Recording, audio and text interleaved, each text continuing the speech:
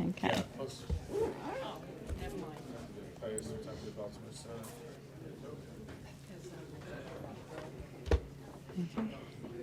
Great. Okay. All right. Good evening, everyone. We'd like to call to order this session of the Tacoma Park City Council. Will the clerk please call the roll? Mayor Stewart. Here. Councilmember Kova. Here. Councilmember Davala. Here. Councilmember Costick. Here. Councilmember Siemens. Present. Councilmember Smith. Here. Councilmember Searcy. Great. I think we're all here. So we have a packed schedule, though we were just, and the reason we're a bit late, we were in an administrative function session to discuss the city manager's evaluation this year. So I want to thank Ms. Ludlow for meeting with us. We gave her her evaluation, though a bit late this year. During our conversations with Susie, she has told us about her plans for retirement from the city of Tacoma Park. Her contract this year does go through March of 31st. However, we are working on, and is not yet final, extending that to June of 2021. So we are in general agreement of extending her contract to June of 2021, at which time she will retire from the city of Tacoma Park. We thank Ms. Ludlow for considering extending her time with the city to ensure a successful transition to a new city manager. As many of you know, our deputy city manager is in Estes Park now. And so thank you, Ms. Ludlow, for letting us know that information. And as soon as we work through the contract extension, that will be known as well. So thank you. Looking at our agenda for this evening, we have no changes.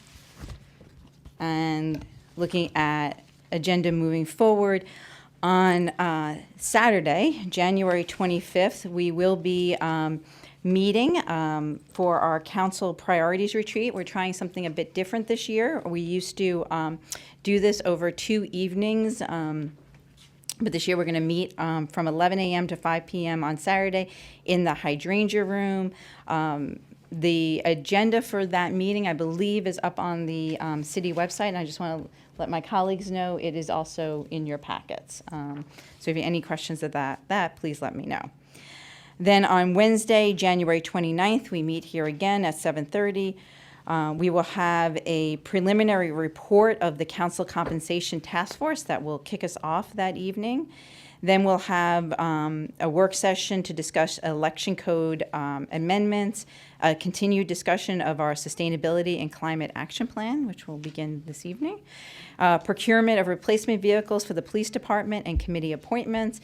In addition, on January 29th, our new city attorney will be with us that evening, so people will get a chance to meet with him.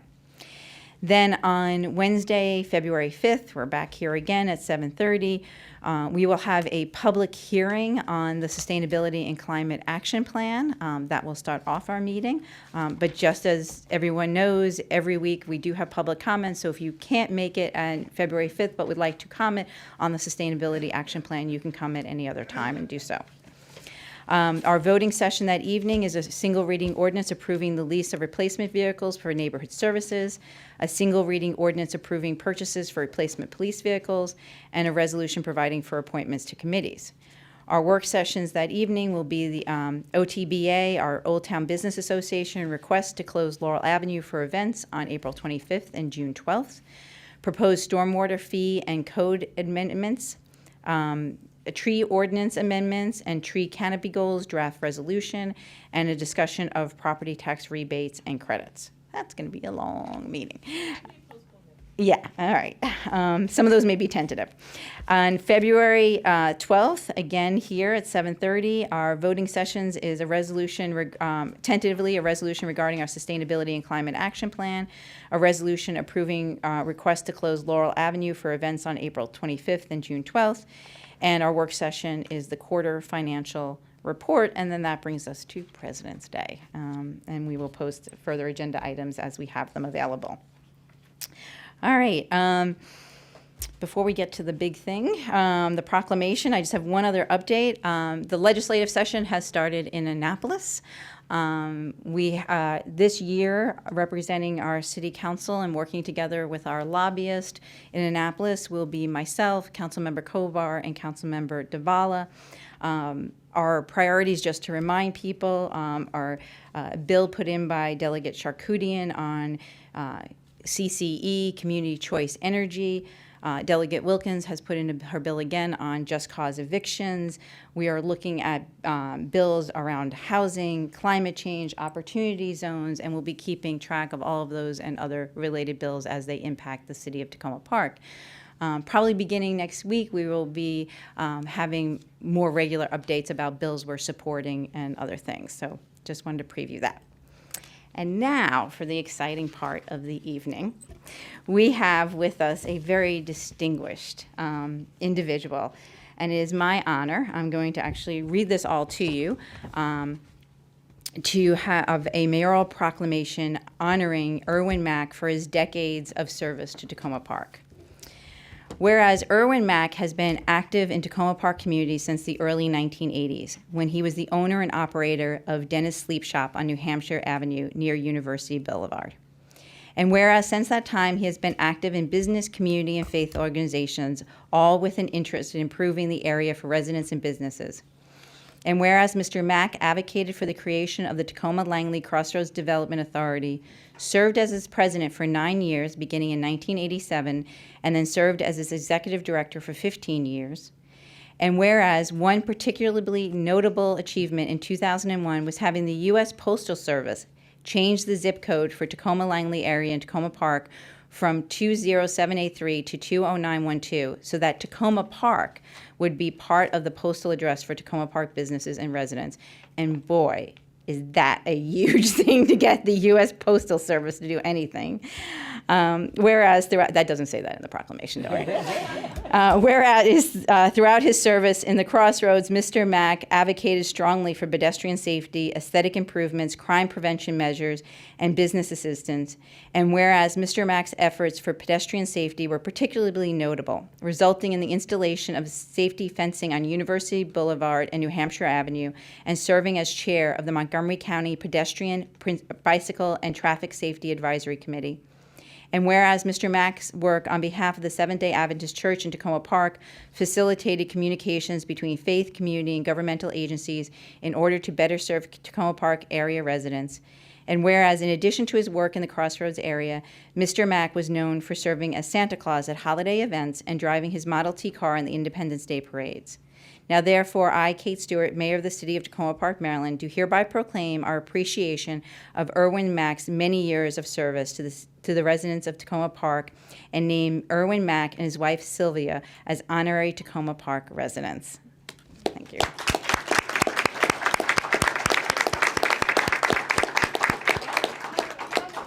I just want to say personally, thank you very much, Erwin, for all that you have done for our community.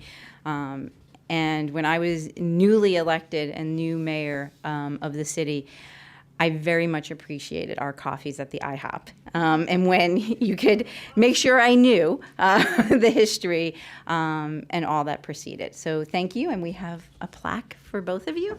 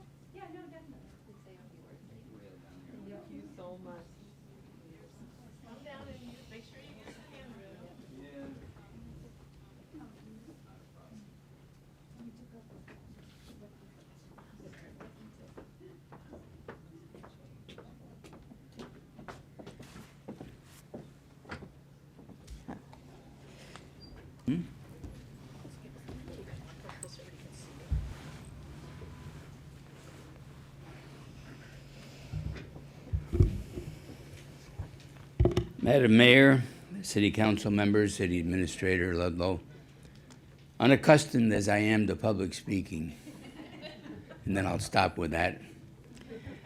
None of what I was able to do would have been possible without many of you cooperating. And I think if anything that I can say about the people who work for the City of Tacoma Park, they're an incredibly fine group. And the things that we did together were primarily because they rose to the occasion when I saw an opportunity to say we need to do the following.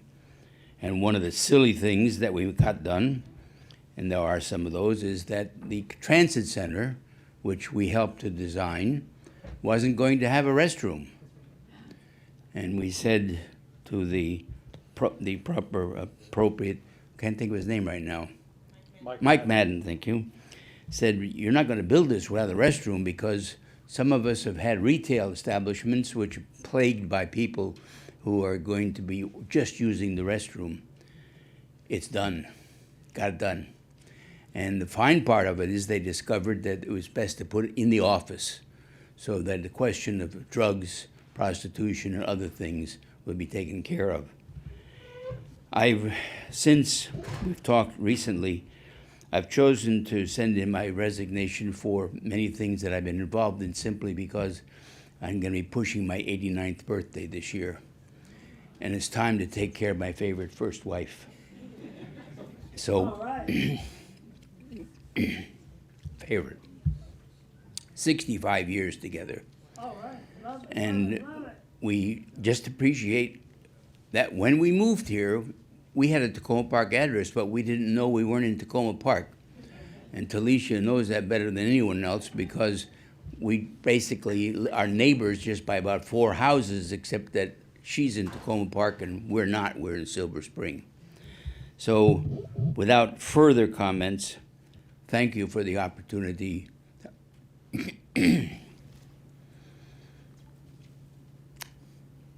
of doing things I love to do. Thank you. Thank you.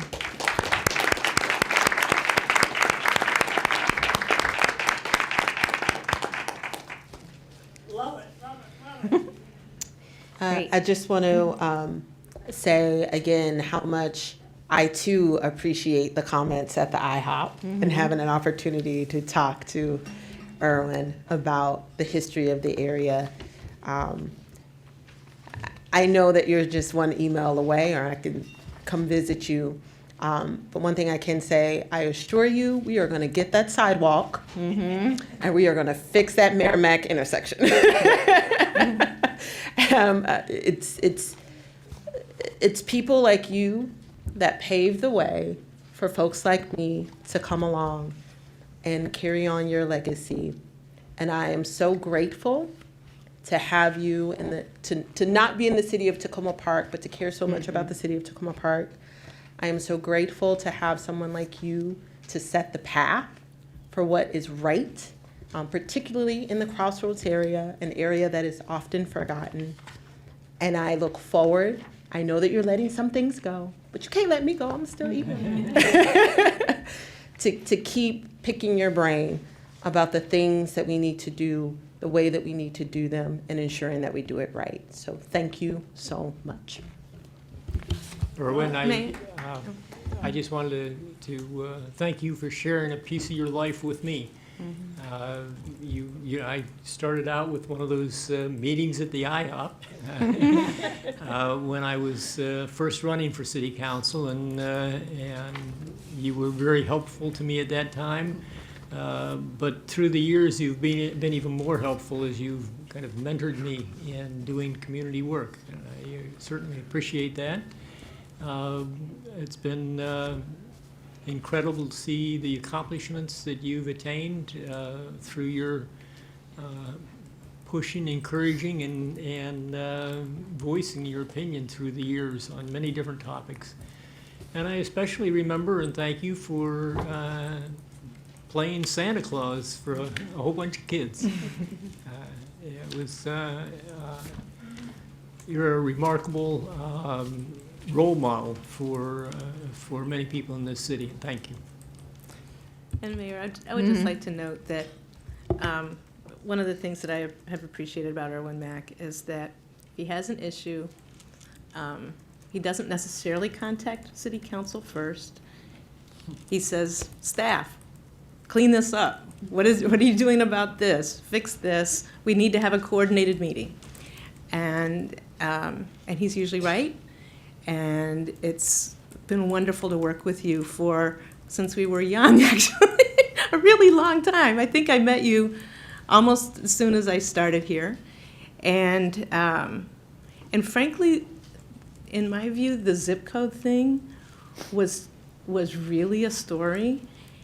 And I think the thing that I appreciated about Erwin was that he could describe better than anybody the impact on businesses that had Tacoma Park in the name of the business, but you couldn't mail the check to them to Tacoma Park, and how that made a difference in the health of our businesses. And so, but also, I get a hug every time I see him.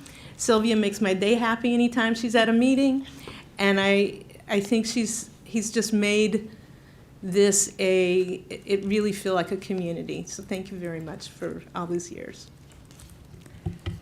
And if I can add one other thing, I haven't had as an opportunity to work with you as much as many of my colleagues, but through John Evans Andrews School, I've had the opportunity to get to know you, Erwin, and I have also had the privilege of having an IHOP meeting with you and your wife.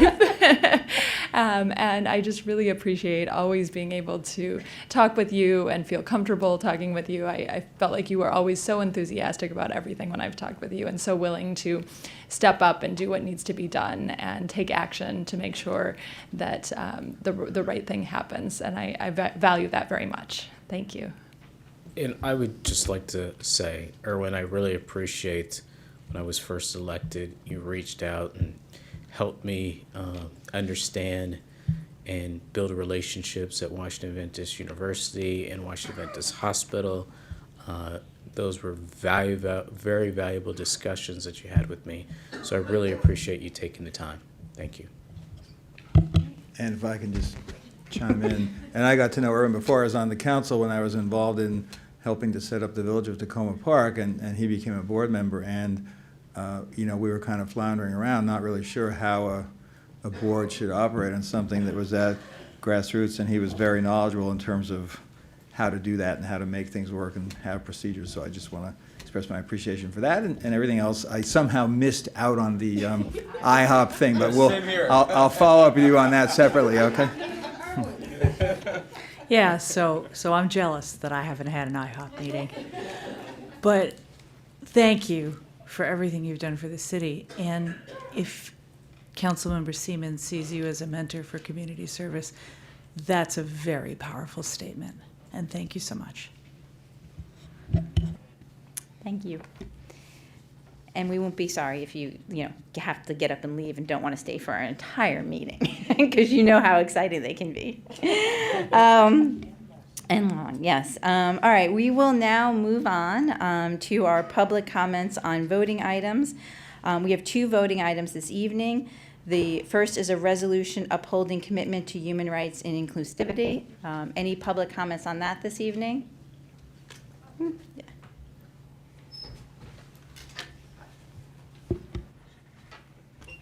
I am very unaccustomed to public speaking. I don't like it, so I'll make this very brief. Thank you so much for adopting this version of the Declaration of Human Rights.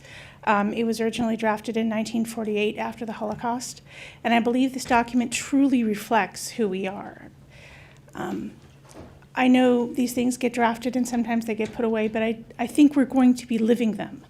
I think it's going to become part of us. And thank you. Thank you very much. Any other public comments on this evening?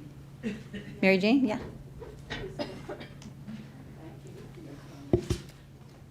Mary Jane Minchui, Ward 2. Hi, everybody. Thank you for coming. I just want to say that when you talk about inclusion, I hope, I haven't read this, so I apologize, but please include people with disabilities, especially when it involves one's brain. It's like people with autism and people with severe mental health issues, because we are not included usually in society. And it doesn't matter what race or color or nationality or sexual orientation you are, you're often excluded from any group, okay? So please, I hope that they're included. I don't know, and I apologize. Plus, thank you, Cindy, for last meeting. I watched on TV. You said something about the meeting to discuss the creation of housing for people with special needs, and thank you for giving us a plug. It's going to be tomorrow at 7 p.m. in the auditorium, and sponsored by the Housing Department. Thank you. Bye. Great. Any other public comments on this resolution? Okay, seeing none, then we have a resolution regarding placement of bus shelters. Any public comments on that? Okay, seeing none, then we will move to our voting session on the resolution upholding commitment to human rights and inclusivity. And we had some. The revised things have been posted, and I think she just put them right there, but she was going to come. Oh, bring them Irma's out. going to get them. Okay, so as Irma is, as the city clerk is getting them, I just want to say that one of the reasons that we are voting on this item tonight on January 22nd is that on January 27th, it is International Holocaust Remembrance Day. This is the anniversary of the liberation of Auschwitz Nazi death camp in 1945. So there was a particular reason that we put it on the agenda for today. In addition, there is a change that I have submitted to my colleagues. Oops. Sorry. All right. This is. And that goes down. This is yours next. Thank you. I can't do two things at once. There is an addition of a whereas clause, and I want to thank Ms. Campbell for her assistance in this. It reads, whereas the city of Tacoma Park recognizes the recent rise in deadly attacks and historical violence toward the Jewish people and strongly denounce anti-Semitism, Holocaust denial, and distortions about Judaism and Jewish life and culture. In addition, Councilwoman Kostick, in the whereas clause before that, added the word all in front of different. So I'd like to ask the council to consider the resolution with the amendments. Would someone like to move the resolution? Move it. Councilmember Siemens moved. Do I have a second? Second. Councilmember Smith, second. Any discussion or comment before I ask for a vote? I would just like to note that in the 8th whereas, it specifically mentions residents with differing abilities. Yes. Thank you. Any other comments? Councilmember Kovar? Yeah, I would appreciate having the opportunity to do that. So I think it's really important that we make this statement, and I'm glad that we have that explicit reference to the anti-Semitic attacks. And I think when this resolution was taking shape, things continued to develop, and we had that really powerful event recently, I think it was in the first week of January, where I want to say something like 400 or 500 people were there by the gazebo, and the police were very helpful in closing off the street, and it was a really, as I said, powerful expression of concern about what really is an increase in anti-Semitism. And, you know, in the case of my own family, my grandfather grew up in what would now be called Lithuania. It was a Russian Jewish community that he lived from, and I recently had an experience relating to genealogy where I was talking to somebody who was expert in exploring these things and was able to push back a little bit further my knowledge of my ancestry on that side of my family. And but there was a point after which I was told, well, you can't go any further back because much past the 1800s, earlier than the 1800s, everybody only had one name. So that's as far back as you're ever going to get. And, you know, that was a curious thing to hear about. But also, when I think about that was the environment that my grandfather came out of and then came to this country, and, you know, the expectation, and really a lot of our history and as the 20th century progressed, was that here a lot of the prejudice against Jewish people was gradually being eliminated. And, you know, the sad thing is not just overseas where we decry it, but even in the U.S., you know, and I think people knew this, but maybe we didn't know it as well as we should have. A lot of these things never really went away, and now some people feel like they've got permission to start bringing them back again. So I think it's vitally important for us not only to have that type of rally, but also to do this sort of expression. And as A.J. Campbell said, it's not like you just do it once and move on. I think this kind of thing is central to what we do and what we believe in here in Tacoma Park. But I think in this case in particular, I hope we can all look for opportunities to live out the principles that are expressed within it. So, and I really appreciate that the mayor worked on this and worked with AJ and others in trying to strengthen and improve the language. So thank you. Thank you, Councilmember Kovar. Councilwoman Costick. I want to reiterate what my colleagues have said regarding the addition of the anti-Semitic attacks to this resolution, and thank you, AJ, for working on this with us. I also it makes me so proud to live in a city where we're passing a resolution like this and we're talking about these sorts of things, and we're not consumed with the hate that is enveloping a lot of our country, unfortunately. And I know that this will be more than just a resolution that we pass, and I look forward to what comes from it as a result. Councilmember Smith. I just would like to thank Ms. Campbell for making sure that we stayed on topic.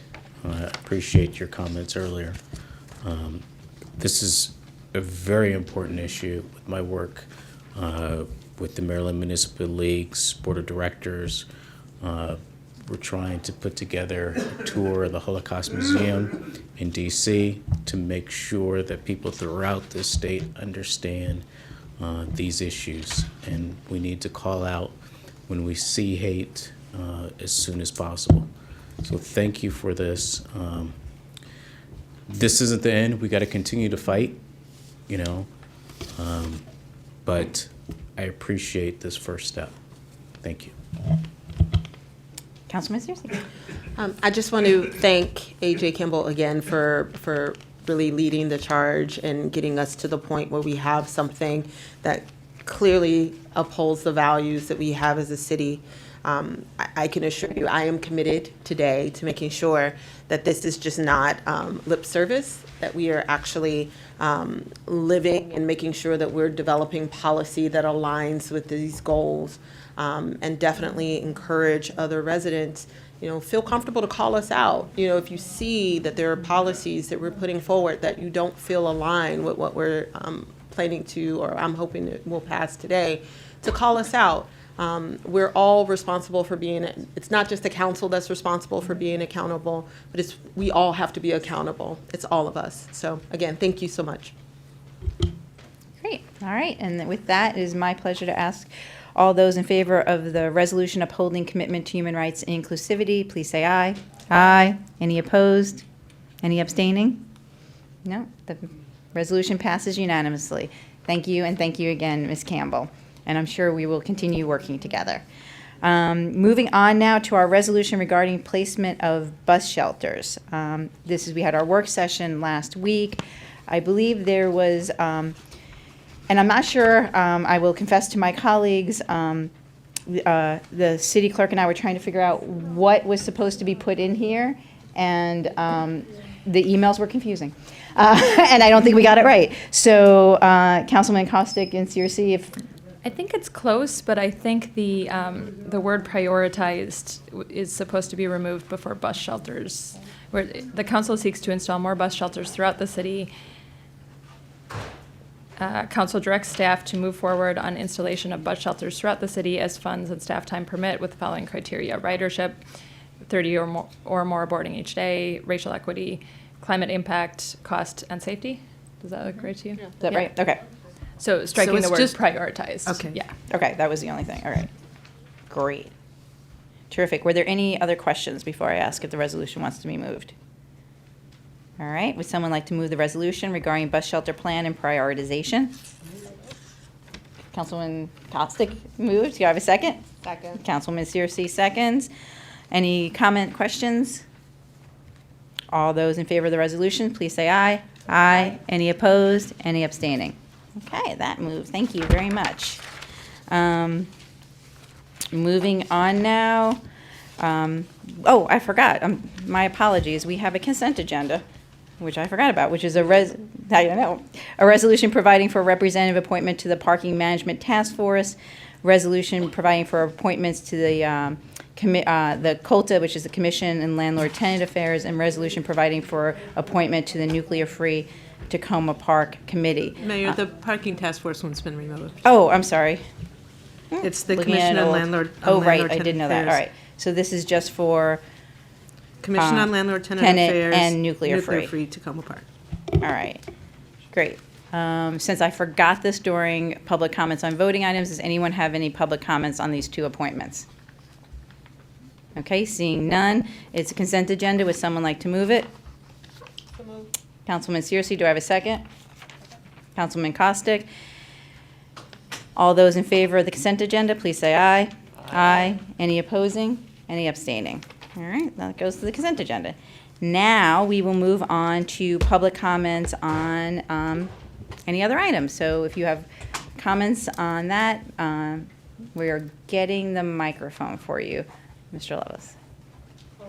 It's coming.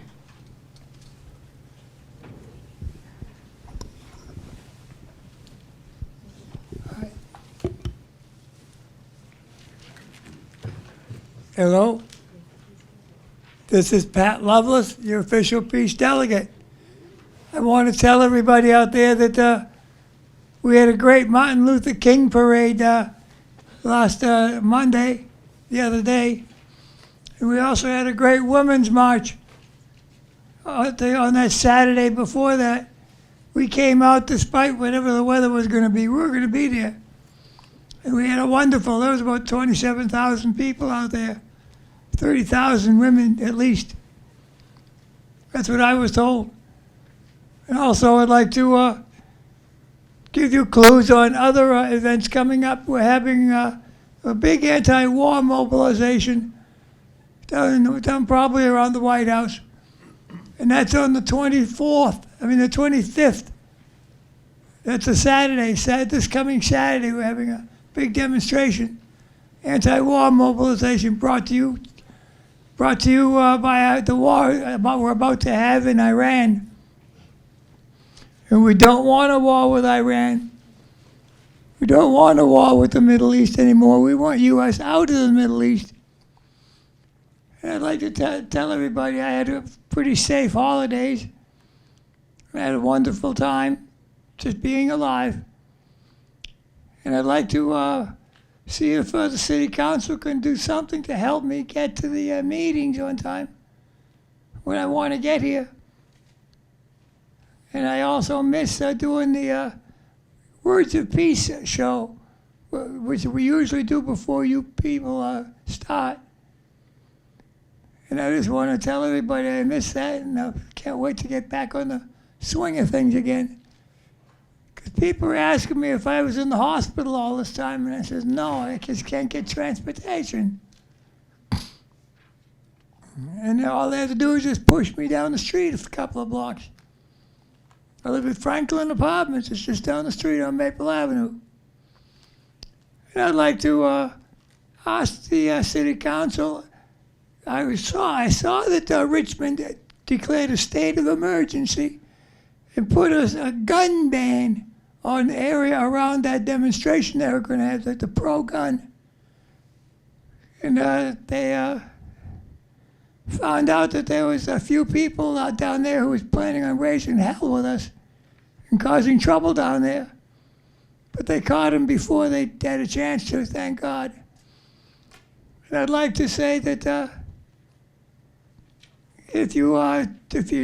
lot of people say, you don't have to do that peace work anymore. You've done enough. He says, why is it? I said, it's still my responsibility to help make this planet a better one to give to us. And I'd like to see Tacoma Park put in an emergency ban against weapons and guns. I'd love to see the state of Maryland do that. Thank you, Mr. Love Levis. it, love it, love it. Thank you.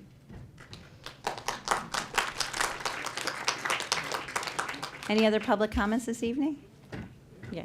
That's good. Yep, good. Yeah, Randy Gibson, top of Goody, Ward 3.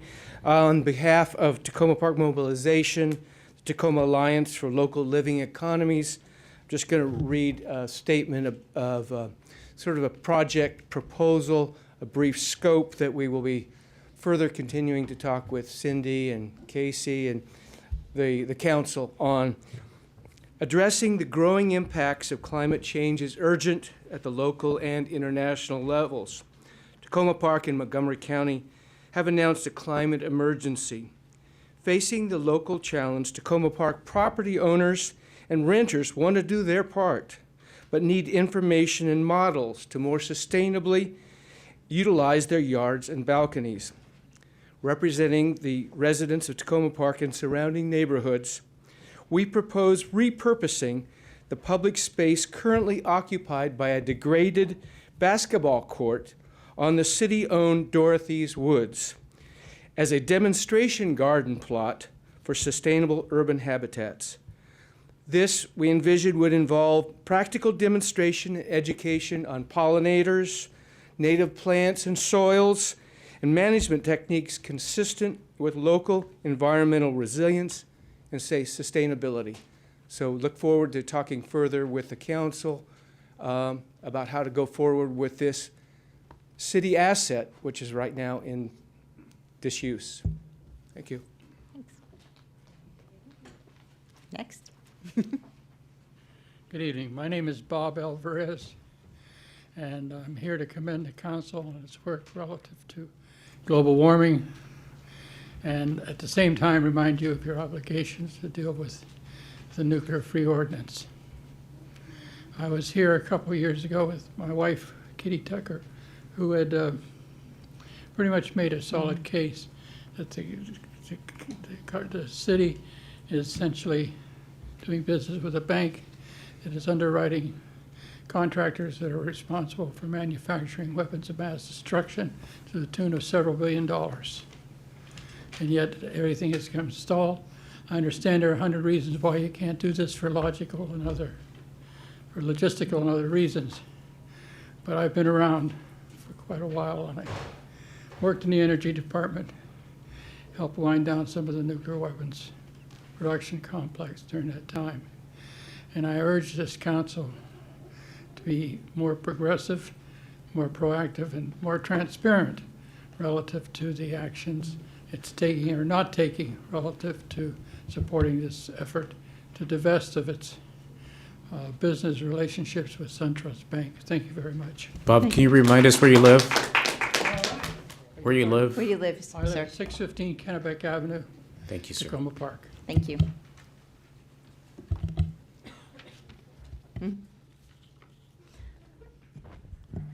Good evening, Sue Miller, Ward 3. I know all of you feel energized when the public is here engaging with you and witnessing your work. This is an unusual turnout and exciting to see tonight. And I appreciate that you often thank the people who do come out. So as we start this new year and this new decade together, I want to urge you to reconsider a change that has had a negative effect on public engagement with the city. That change was moving the public comment time from the beginning of the meeting, where it had been for many years, if not forever, to a changeable time in the middle of the meeting.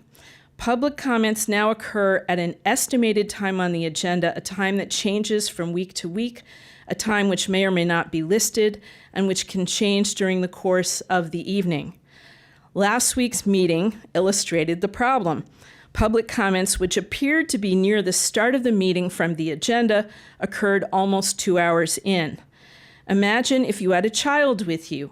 Imagine you're just old or ill, and you don't know when in the meeting you will be able to speak.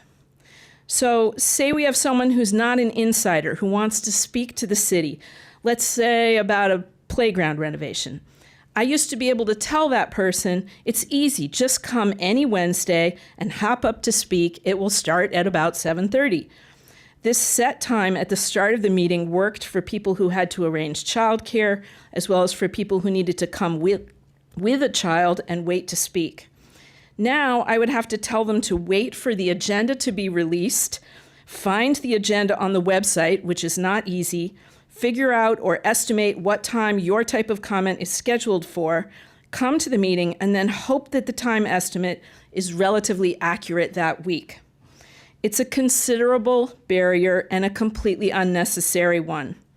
And it's a barrier in particular to people who have never commented before and find the system confusing and intimidating. The inconsistency and unpredictability of the time for public comments inhibits and discourages public participation. And of course, we understand making an exception when we're honoring an 89-year-old. But if you genuinely want to have a chance to engage with more residents and see new faces here, I would urge you to consider moving the public comments back to the beginning of the meeting. Thank you.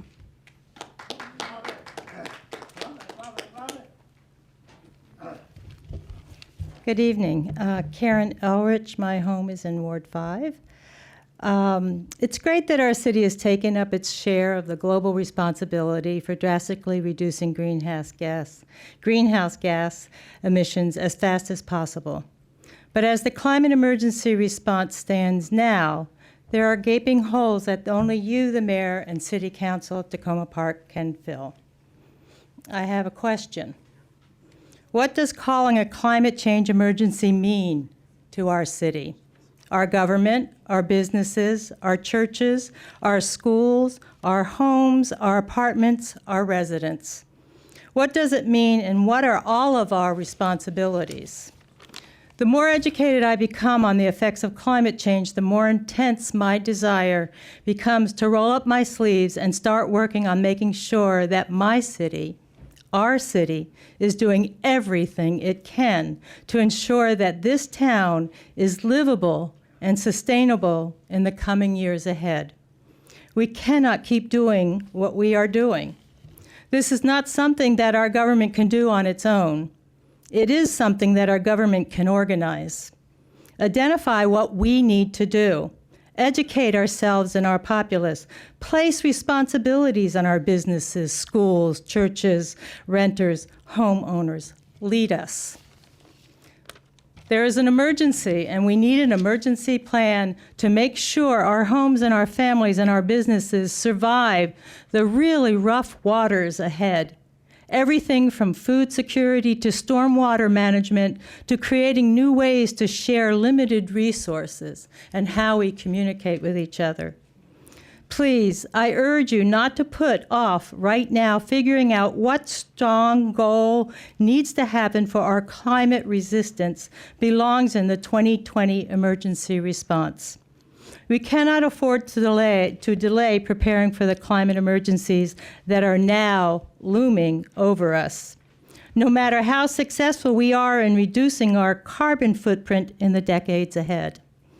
We have a plethora of knowledgeable people who know and can help you with this issue. Please work with us. Thank you.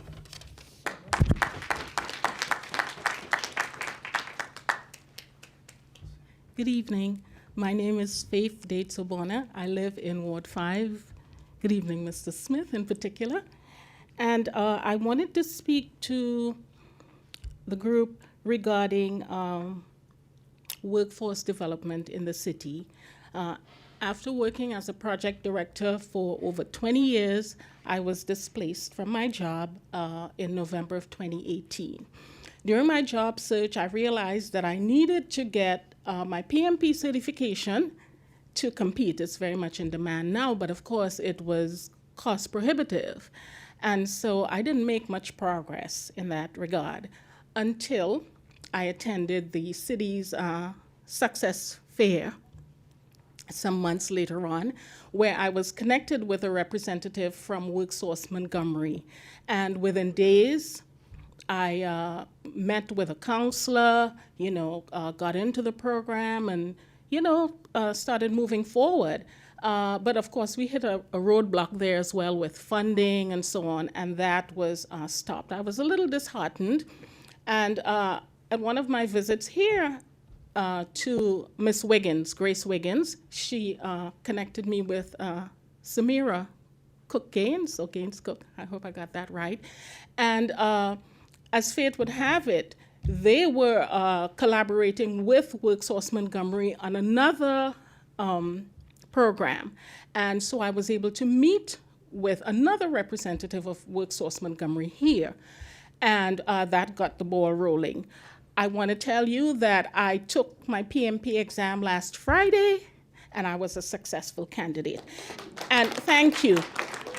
And I want to say that, you know, as I interact with residents and neighbors and so on, you know, I realize that I'm not the only one in that position. And so I want to encourage you to please, please, please continue with these types of programs, continue to fund and build and grow the community.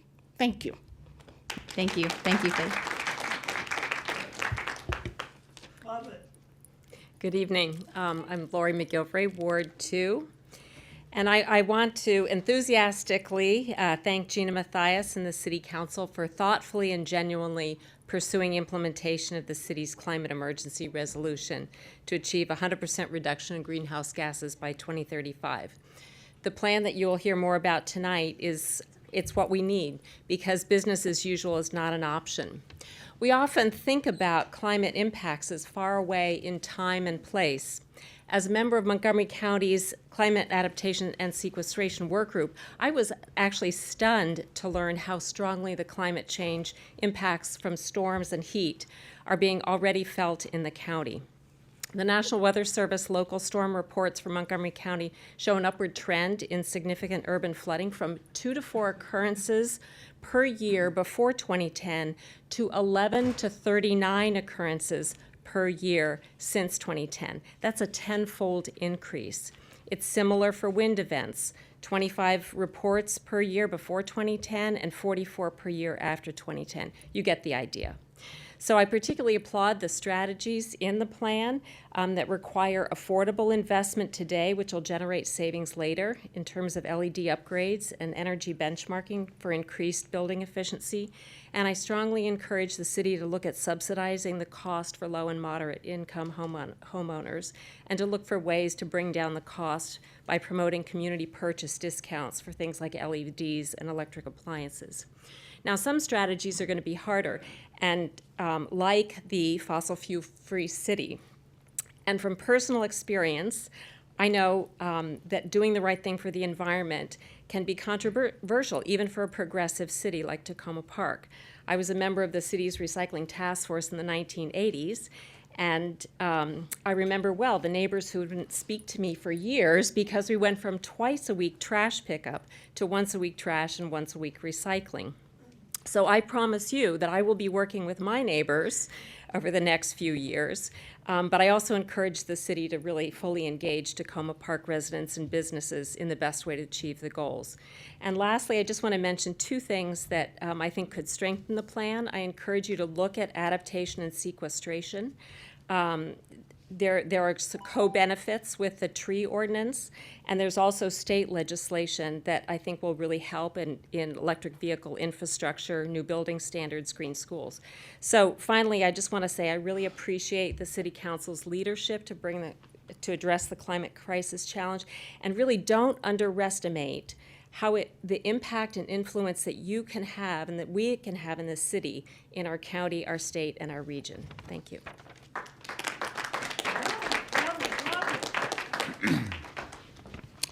Good evening. I'm Robert Engelman, Ward 1.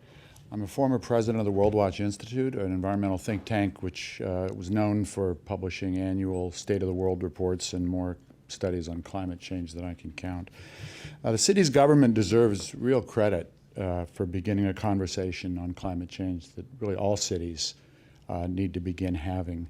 And I don't want anything I'm about to say to take away from my admiration for you all and my general support of the idea of taking strong actions, possibly even the kind of mandatory ones that you're talking about. But don't undermine the nobility of the aspirations with inaccurate language, lack of holistic thinking, and questionable seriousness. This is not a proposal that, to quote its own words, quote, lays out what is needed to reduce greenhouse gases by 100% in Tacoma Park.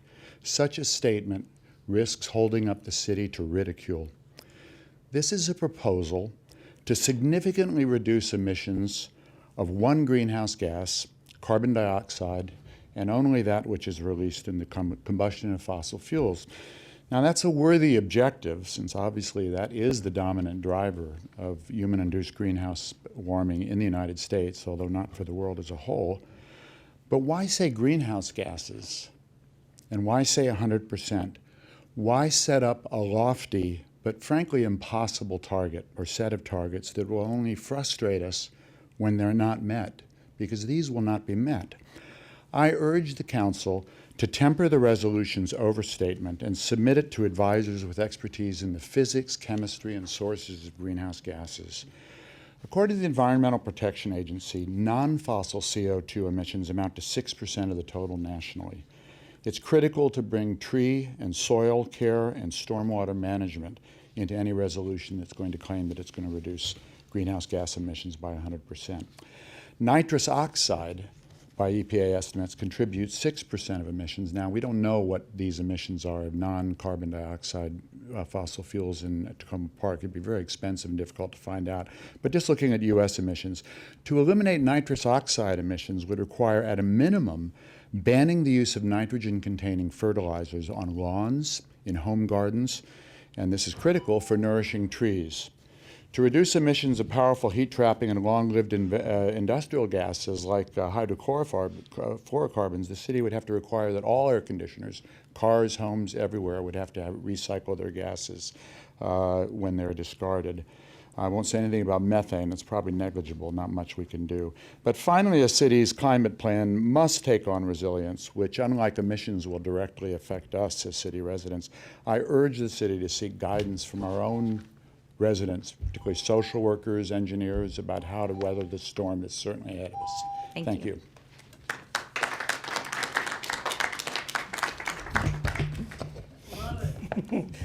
Good evening. I'm David Blockstein from Ward 1, Sycamore, or Ward 3, sorry, Casey. Sycamore Avenue, and a member of the Tacoma Park Mobilization Environment Committee. I want to begin by thanking you all and thanking Gina for her diligent work in putting together this draft framework that is in the form of a resolution for greenhouse gas emissions. A couple weeks ago, I was at the national conference of the National Council for Science and the Environment, the organization that I worked for nearly 30 years. And one of the speakers was a young woman named Alexandria. No, not that Alexandria.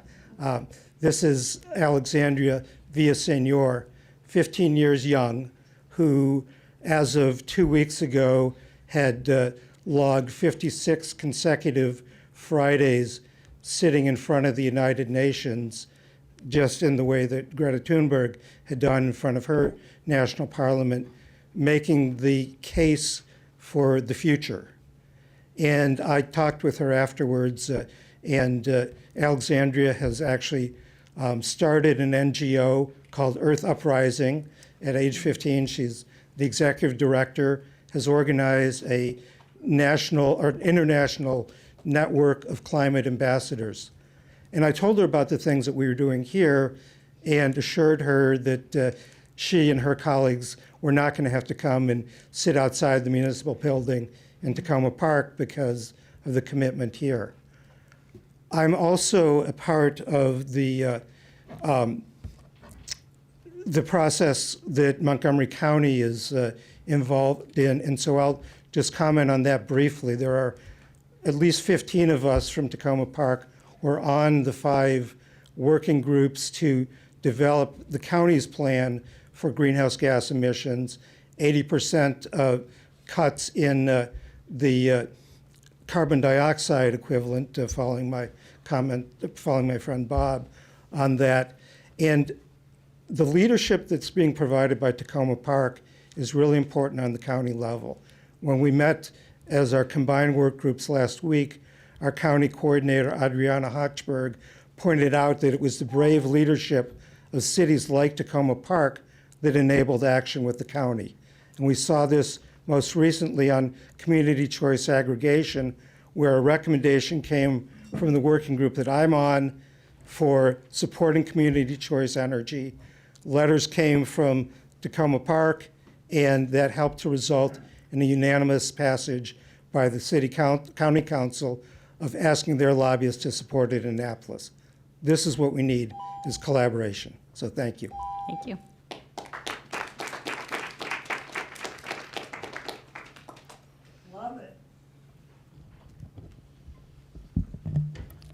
Colleen Cordes, Ward 1, and I'm also speaking for Jeffrey Brokaw and Kopal Jha, who are with me.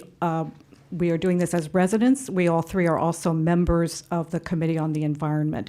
And I hope the council has all received our proposal that you would add bold urban forest goals to this climate emergency response before you right now. And our recommendation is, first of all, trees, as people have been explaining, address both the source of the problem and the consequences. And there's nothing in your plan right now that does both of those things. So there's urgent reason to really focus on trees. And what we are suggesting is that you adopt a bold goal to have planted by 2025 the appropriate mix of native species to achieve community equity by 2050, because it takes a while for trees to grow, in terms of all neighborhoods and blocks enjoying equitable, abundant tree benefits on both private and public property. And this would involve, in terms of public land, where the city has much more, the city has land to plant on, that by 2025, you would have planted, that the city would have planted on every available public spot all feasible vacant sites, trees, and that you would begin in this planning with those neighborhoods and blocks that currently have the least tree cover, including tree cover on private property. And there'd be a strong preference for native species, with exceptions only for individual planting sites where the need for a non-native species and the absence of a native option have been clearly documented. So we also have some possible scenarios that we hope would be helpful for you to think about how you might carry this out. And if possible, I don't know if you, we hope that this will be helpful during your retreat in terms of some, discussion points to think about. And the whole point would be speed and equity in neighborhood-based planting on both public land, and then actually probably needing to get some expert help. One of our scenarios is getting some expert help to identify what are the obstacles and the incentives that would encourage people right now who don't have many trees to want to plant and take care of trees on their own property. And then again, we suggest that you prioritize this kind of seeking input from the neighborhoods and blocks that right now are most underserved in terms of tree benefits. So thank you. We'd love to work with you on this more. Thank you. Thank you. Good evening, Larry Silverman, Birch Avenue. The proposed ordinance, and many of the speakers and all of us know that the climate change is bringing terrible things in our direction. And it disturbs me a lot that there's not a plan to deal with the emergencies before us.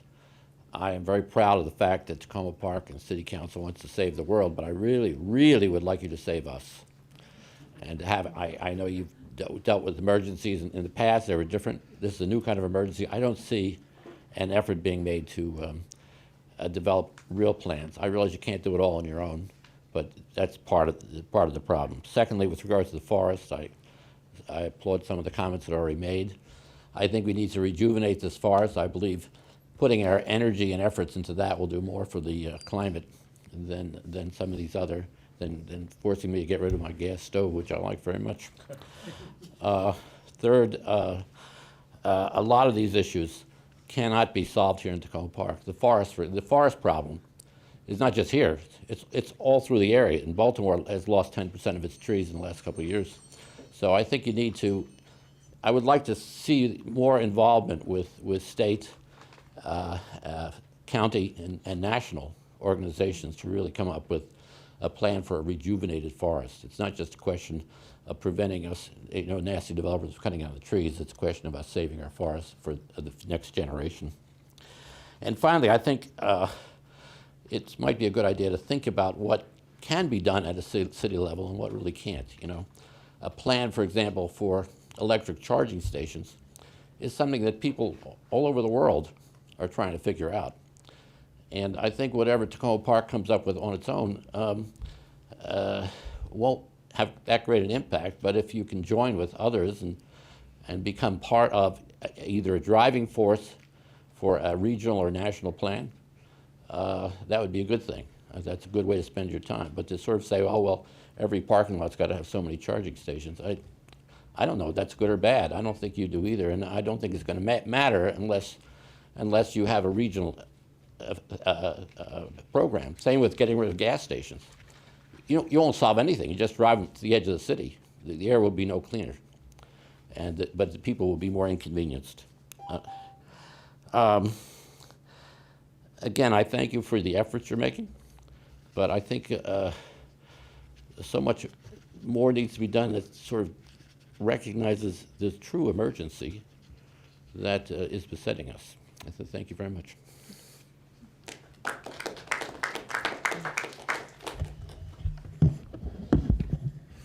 Paul Krasowski, 7708 Tacoma Avenue. In 2019, the World Green Building Council came up with these particular numbers. I invite you to pay attention to them. 39% of worldwide carbon emissions are due to building and construction activities. 28% of these carbon emissions are due to the operations of buildings. 11% are due to what's known as embodied or embedded carbon, such as the carbon that's embedded in concrete. Concrete itself, by the way, makes up 8% of the world's greenhouse gas emissions. Believe it or not, I'm not the only environmental engineer in the world who's aware of these statistics and others like them. But I was kind of surprised to see that there was no mention of green construction in the climate action plan that's been proposed. I'm not talking about a green building, but I'm talking about a green construction project. This is not the same as, for example, having a LEED certified building. If we take a look at the building that's been proposed at the junction, I had calculated earlier that about 88,000 metric tons of CO2 would be emitted during the excavation activities required for the underground parking garage. Now that we have seen the NDC geotechnical report, we know that excavation is going to have to be even deeper, so this number is underestimated. Based upon the information that's in the Cadmus Group report, this is about the same amount of greenhouse gas emissions as 12,000 residents of this fair city put forth in a year. And here we are doing absolutely nothing to control these emissions from this construction project. You're going to have other construction projects coming up. There's a library that's about to be demolished and rebuilt over here. There's a rec center. Things can be happening in the private sector here. We certainly know there's going to be a lot of construction at Washington Adventist campus. The city really needs to take an active role in doing something about emissions from construction. At the very least, calculating what they are and informing people of what these emissions can be. You don't really want one construction project to wipe out all the gains that are in this plan that the city has proposed. So I would just definitely encourage you not to balance your CO2 budget on some things like changing light bulbs or getting people to switch from natural gas, but look to where some of the severe impacts are in the construction sector. Right now, you can do this at Tacoma Junction, and then you can do some of the other things as those projects arise. Thank you.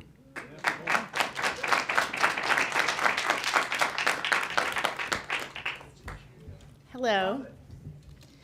I'm Michelle Kurtz. I live on Willow Avenue in Ward 1. First, I want to thank you for making Tacoma Park a leader on climate. I applaud your decision in March to declare a climate emergency and pledge to reduce greenhouse gas emissions, or CO2 emissions, by 100% by 2035. It's a bold commitment, but it's not impossible. The framework before you is essentially a roadmap that can keep our community moving forward in addressing climate change and averting what could be a disaster. While it may take many months and even years to decide on all of the details of what's outlined here, I fear that without this resolution spurring us on, we will miss the opportunity to make meaningful changes in time. To be sure, some of what's included in here may be painful, but most of the changes would be implemented gradually. We can plan for them.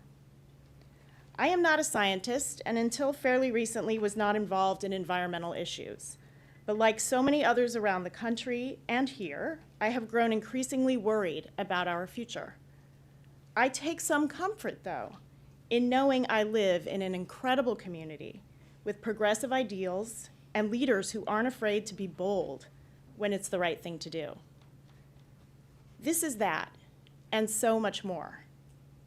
My question for all of us is, if we don't do this, who is going to? Thank you.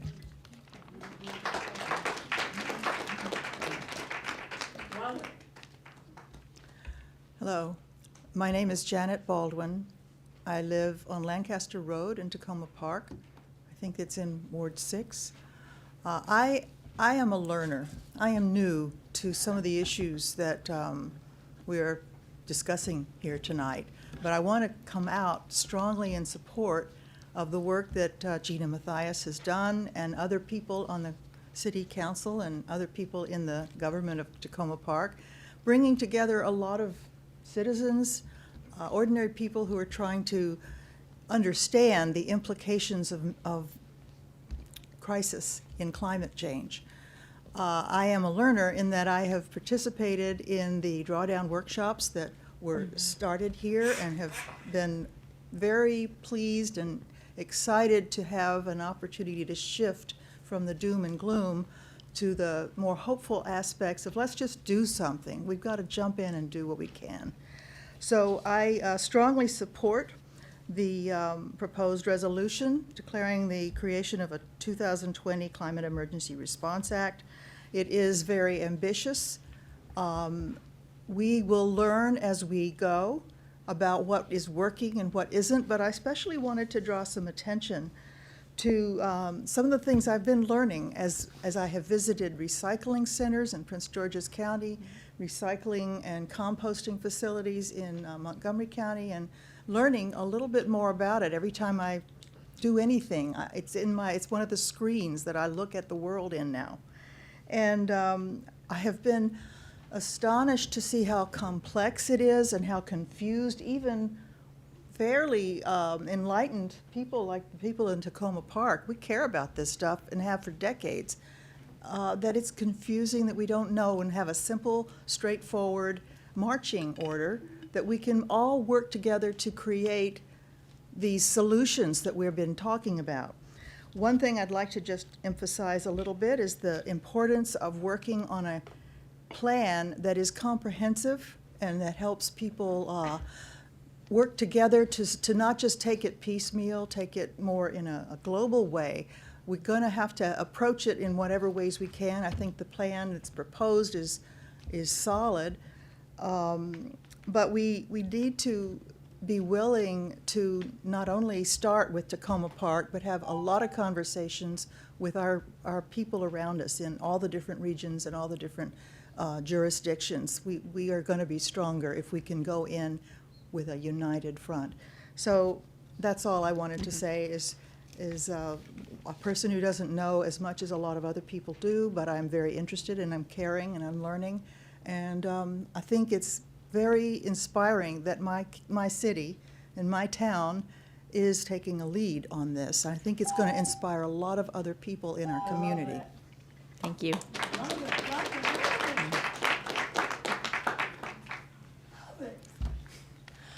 Hi, sorry. Becky Goldberg, I'm on Glazewood Avenue in Ward 2. Also speaking in support of the proposed framework. Couple points that I wanted to emphasize. I'm also new to this like Janet. Actually, I also came in through the drawdown workshop, so coming up to speed on a lot of issues, but becoming increasingly very interested and focused on the climate emergency that's in front of us. And one thing I really wanted to emphasize is that it really does matter what Tacoma Park does, as of course you all know. But ideally, we would like to see the federal government or state or county government take the lead on these issues, but I think realistically, we cannot expect them to act with the speed that is required. In fact, we've already past the opportunity to act with the speed that's required. So we have to act as quickly as we can, and not only simply because we need to be doing these things, but also because Tacoma Park really can set an example and serve as a model for other jurisdictions. And of course, we've seen that in all kinds of other ways. I think that's one of the great powers that we have in this city, is to really be progressive, be out there, show how it can be done, and others will follow our lead, because I really can see the world waking up to this crisis. And as they wake up, they're going to look around and try and figure out what the solutions are. And we'd like to be there already implementing those solutions so that others can follow. Another point I wanted to make is just that climate issues have the most severe effect on the most economically disadvantaged individuals. That's true locally and it's true globally, and I think that we should care about it both locally and globally. I know that whatever action this council takes will take that into account. And so I think that's another important consideration, important thing in support of this framework. And then finally, I just wanted to say I have 4 children. They range in age from 14 to 2. And my oldest is at Tacoma Park Middle School and is a climate activist herself. She's helped organize some of the marches, and she's organized a club at the middle school. And it's wonderful, but I also feel like she feels this terrible obligation to solve these problems, and her whole generation feels that. And, you know, I'd really like to be able to say to her, you can relax a little bit, the grown-ups have this.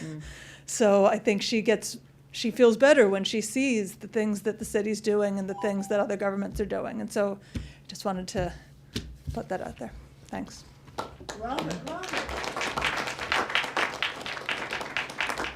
I'm Rhonda Krantz, Montgomery Avenue, Ward 3.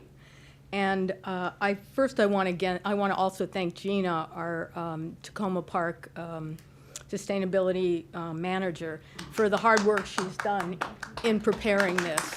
And I particularly appreciate the effort she made to find examples around the country of programs that are being done, including in our sister Tacoma City in Washington State, which I thought was great. And that's really important. We need to be seeing what other people are doing, particularly in DC and other areas in the region. I'm a conservation biologist, and like many in Tacoma Park, I've spent considerable time working on climate change issues. In my particular case, it's been mostly on impacts and adaptation issues. And so I'm very sensitive to that. We know already, I don't need to convince anybody that we are seeing impacts. The plan that we have as a draft here in front of you, it's a draft, we know that. But it's a really good start at thinking about it, and we know there are costs involved, and there has been some calculations. Gina did a nice job on that too, but the point being that we need to start now, because whatever those costs are, the impacts are going to be a lot more expensive. So we need to be thinking about that. I'm also a tenant, one of Tacoma Park's tenants, and which means I pay sales tax, I pay employment taxes, I pay rent, which goes into the rest of the city taxes, but I have very little control over issues related to how energy is used in most of the city. If you're in an apartment building, a multi-dwelling, you have very little control on that. If you live in a house, you also have very little control. And so we look to the city to kind of help us out with that. And I think this is very important, and the things that are in the plan that look at what happens with multi-family places and LED lights and compost collection, and certainly the most important with the energy use. And I really also want to give a strong shout out for trying the lawn use in terms of the the gas used for lawn. So basically, that's what I wanted to say, and I really heartily support us starting with this plan and moving forward. Thank you.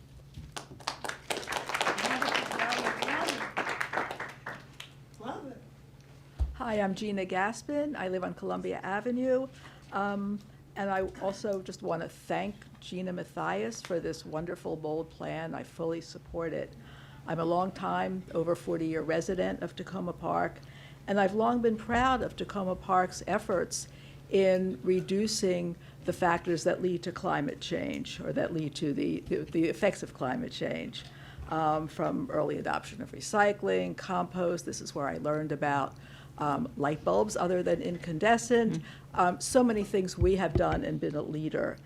And we need to continue to be a leader. I support each of these recommendations. And I just want to make, and a lot of them have ancillary positive effects in addition to ameliorating the effects of climate change.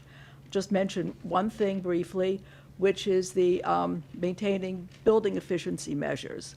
This really supports the Housing and Economic Development Plan.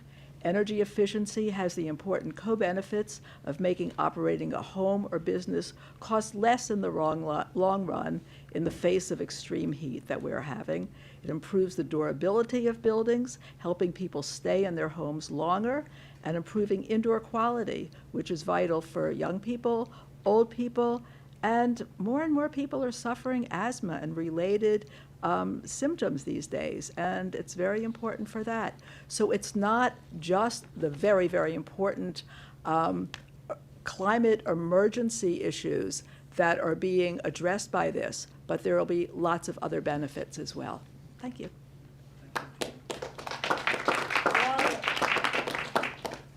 Love it. Hi, my name is Rosemary Hodges.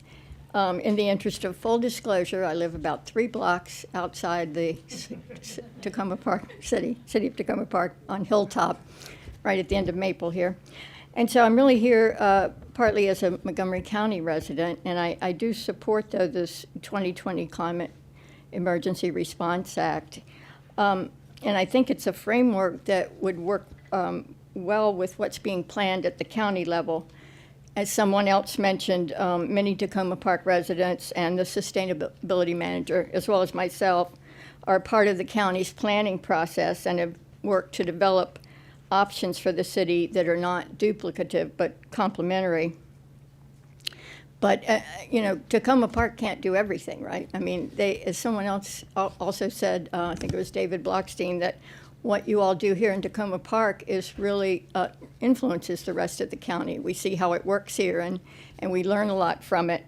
And I think sequestration is one of those items that is on the is in the plan, and it's an example that that it's important for Tacoma Park to meet its goals, but it's better worked perhaps at the county level where there are more resources and land and opportunity for sequestration projects that bring down carbon from the atmosphere to the soil, and also with regenerative agriculture. So thank you very much for listening. Thank you. Love it. Hello, I'm Diana Yance. I live in Ward 3. And I am here also speaking in support of this council passing a climate emergency response in line with what Gina Mathias has proposed. And I want to reiterate and emphasize a point that many of the people here have already made, that Tacoma Park is a model, and we have to act as the model. And in acting as the model, I think every one of us need to keep in mind that if Tacoma Park can't do it, who can? I mean, if Tacoma Park can't do it, Maryland can't do it, the U.S. can't do it, the world can't do it. And you have to keep that in mind. Thank you.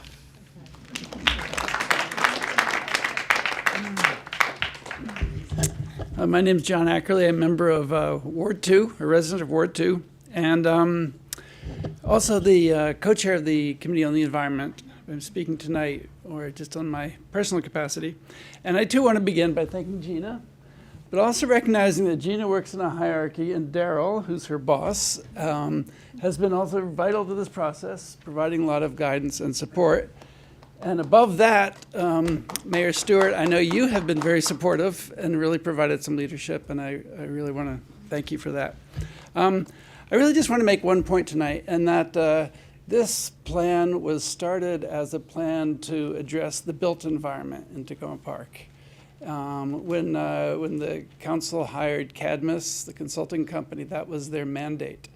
And I think what's come out of it is an excellent plan to address residences and buildings primarily.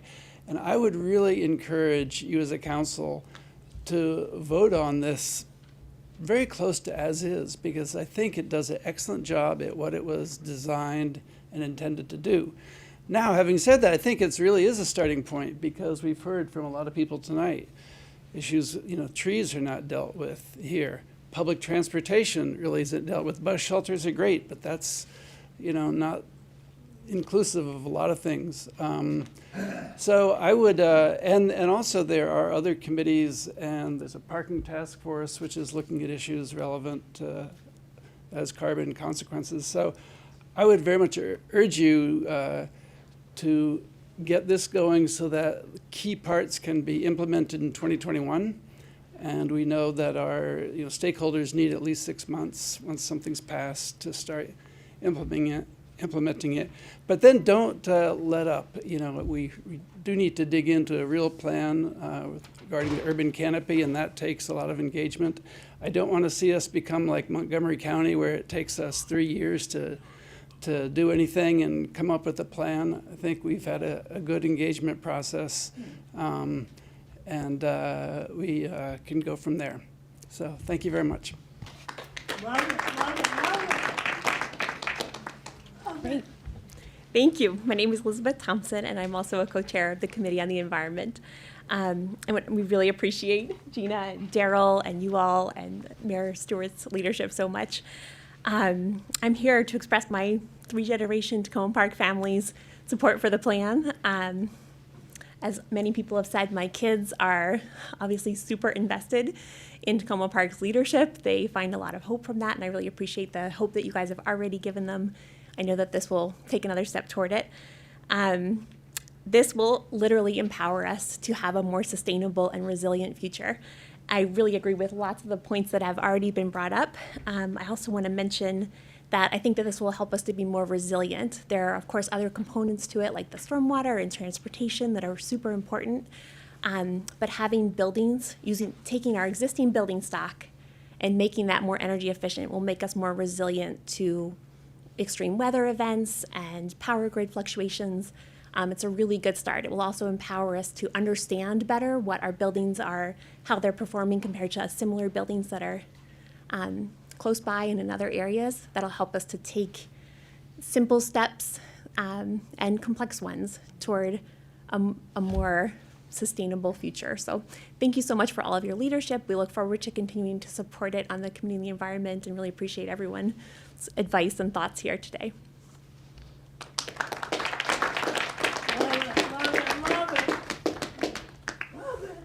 Good evening, Council. Bern Kelly, Ward 3. When I was coming up in college in the mid-'70s, I worked on something called PURPA. And then back then, SERI meant the Solar Energy Resource Institute. And I was an energy auditor for under Jimmy Carter's program for weatherization, and a founder of the DC Solar Coalition, as well as being a participant who put the solar panels on the White House. So I think while this climate action plan that you have before you is well-intended and far-reaching, I think it falls far short, as you've heard other speakers tell you. So I have another arena where I've asked you 2 years ago to pay attention to, that I'm going to read to you tonight again, showing you that it's much more. What are we going to do about the wood burners in the town and other things like that? We have to think much more holistically and comprehensively about this. But this is about leaf removal. The city of Tacoma Park was poised and in contention for winning a prestigious national prize, the Georgetown University Energy Prize. So why did we come up short? Perhaps the answer falls from the trees we cherish, protect, and must plant with vigor. Here is one facet of what City of Tacoma Park must adapt as a critical part of our climate action plan. Every fall, we are instructed by the city to remove the leaves that fall on our properties and to put them into the public right-of-ways, which includes the curbs and gutters. Have we analyzed the costs and benefits of this? Is this a violation of the Clean Water Act? Do we even realize what we're doing? We all know that trees perform amazing amounts of benefits, so why is it that we have to come to believe spending countless hours of stripping their leaves off of the landscape is something we should be doing? We have it all wrong.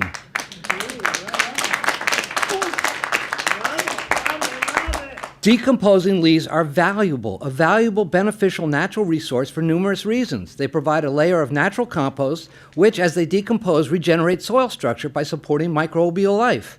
Adding nutrients, moderating ground temperatures, creating moisture retention, and weed suppression are some of the superpowers and primary benefits. The natural process of leaf deposition and decomposition is a very effective tool against global warming. The sponge-like blanket of a leaf litter cover, a poor word choice we have accepted, cools the earth beneath it. The warmer and warmer fall, spring, and seasons we are experiencing, both insulating the earth and trapping moisture. The heat island effect of our cities requires us to seek a temperature control and mitigation wherever we can achieve it. So here we go. What are we doing? Why are we not putting back and keeping this natural resource in place? Our rules should say, keep your leaves on your property, grind them up with an electric grinder, and let them decompose and be the blanket and the microbial beneficial things that we need. Thank you very much.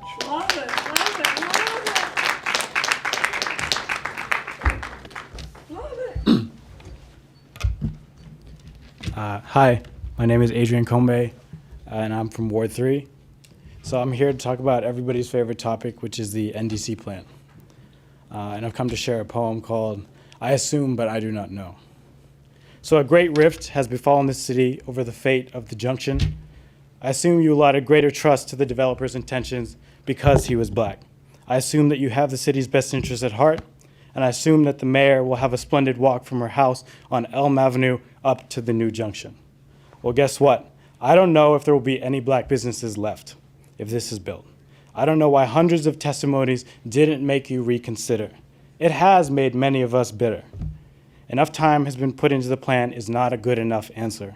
Hear the voices of the citizens you represent. I assume you're listening, but I don't know.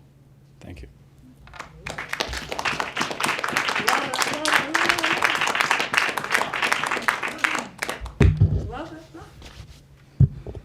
Hi, I'm Emily Combe from Ward 3. And tonight I also want to talk about the NDC's failing plan for the Tacoma Junction. As I've said before, the co-op is a unique place, as it's one of the few places where, as a woman of color, I not only feel safe, but comfortable, like I have the right to be there. Putting the co-op in danger to gentrifying and commercializing the junction is not what we want. We want an inclusive place for the public that is free, open, and welcoming, not high-end retail stores or craft breweries. I was shocked last summer when the City Council ignored all of our community's opposition, the unanswered questions, requests to delay or negotiate the terms, and approve the NDC plan. But seeing the endless regulatory, legal, financial, traffic, and safety issues that the plan is now facing, I feel that the City Council has another opportunity, an opportunity for you to reevaluate why we are still trying to build this. Why are we still supporting a developer who has been the target of Black Lives Matter DC protests? A developer who seems determined to drive out the co-op and the small legacy businesses across the street. A developer who has endangered the local Black-owned businesses. For this new decade, there's been a lot of talk about the importance of racial equity and of public space.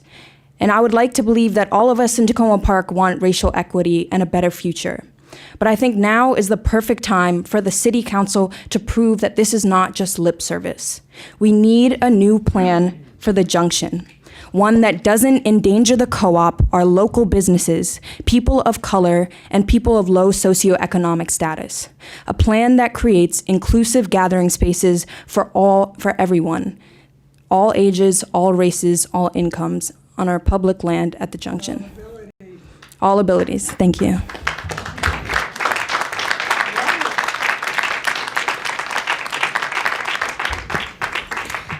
Hi, good evening. My name is Mike.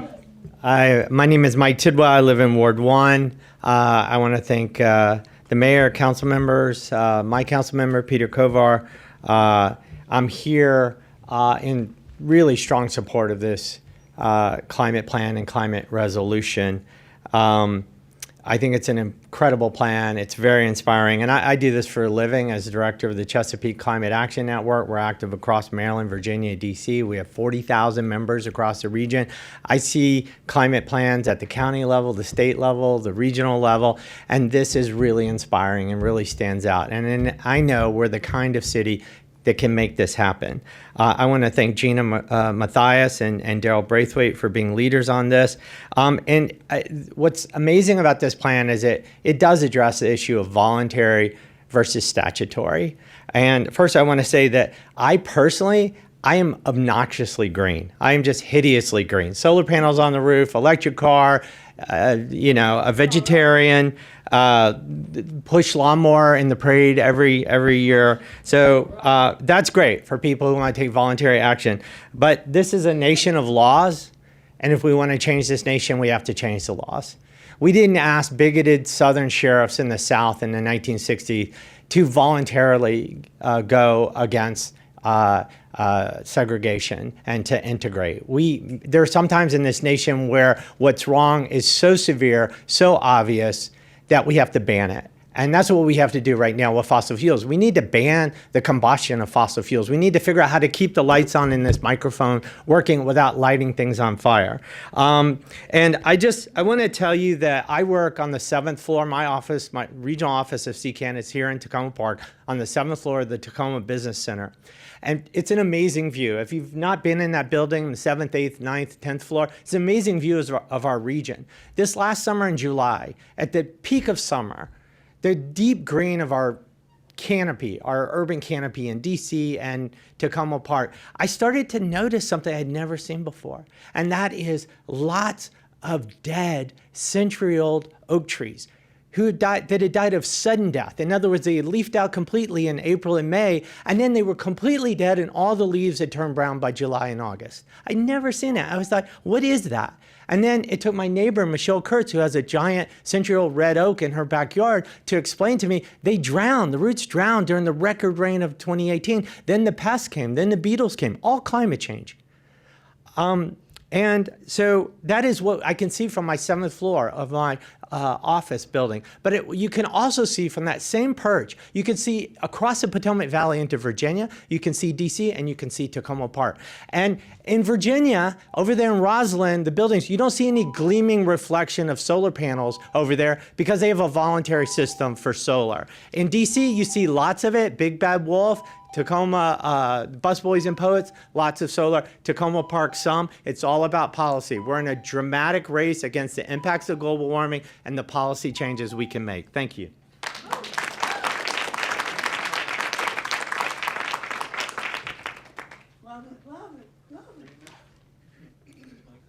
Hi, my name's Julie Bodie. I live on Baltimore Avenue. I'm on the Nuclear Free Committee. I'm going to talk to you a bit about the money behind the plans. Some of this you'll have heard earlier, some of it you haven't.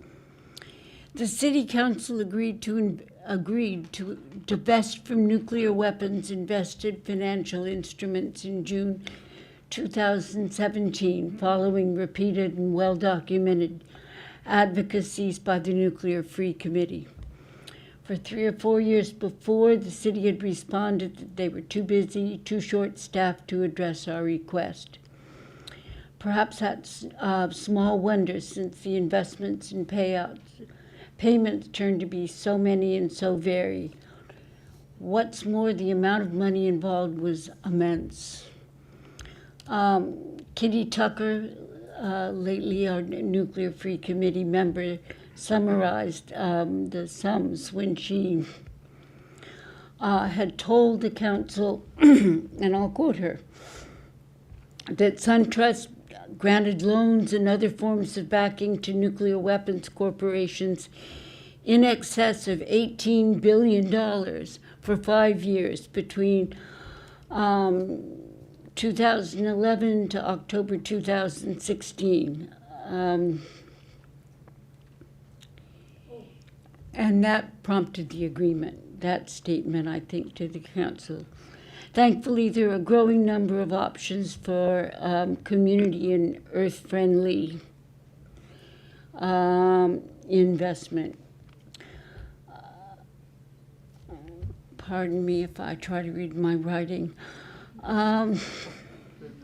Last year, our impatience with continued inaction prompted the Nuclear Free Committee to ask for a meeting with the city. Suzanne Ludlow met with us and presented many details on the duties of her office. In response to a question, she confirmed that there hadn't been any progress toward replacing nuclear weapons investors and offered no further comment on the subject. Yet, the 2017 council vote of approval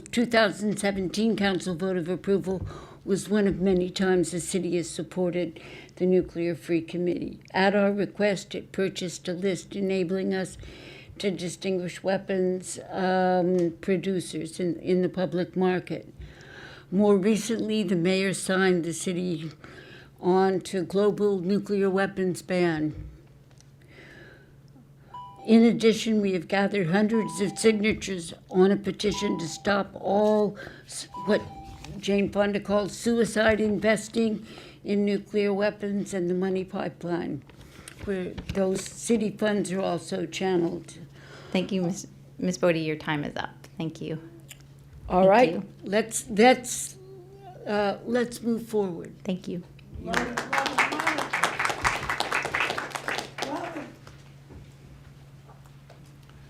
Good evening, Ken Flemmer, the Director of Avernus Community Services. I obviously did not get the memo that there was a theme for tonight's comments. Yes.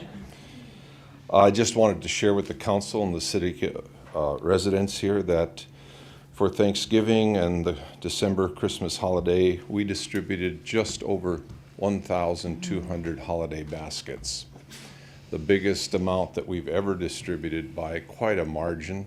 About a third of them, between 25% and 33%, stay right here in Tacoma Park, and many of the rest of them are just in the zip codes to our edge. I did, however, read half of that memo. No, not really. On February 21, I want to share that here at City Hall, in this auditorium, there will be an environmental forum, and I just this afternoon got Anacostia River Keepers. I stole it out of their newsletter. They're going to be part of this. And then on Saturday, March 14, Adventist Community Services is going to have an open house. Over this past summer, we got a little grant from the Chesapeake Bay Foundation. We did some serious landscaping to help with water management, some tree planting. We also want to do a phase 2, and I want to just share with the community to come over and see what it's done. I am tickled pink with the amount of water that we keep from running straight down into Sligo Creek. What's your address? Oh, sorry, 501 Sligo Avenue, just outside of Tacoma Park. And why so many baskets do you think we're giving away? Why so many baskets?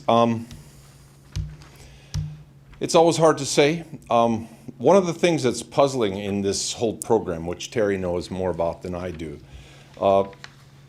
there's quite a bit of effort that goes into registering and signing up, and then we get 25% that don't show. Sometimes it's different holiday plans.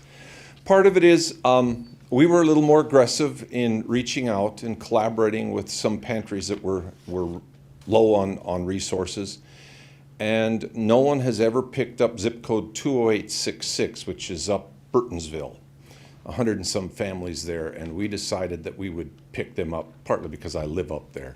Mm-hmm. And we've been doing summer day camps up in that area as well, and so it just made sense, let's pick them up.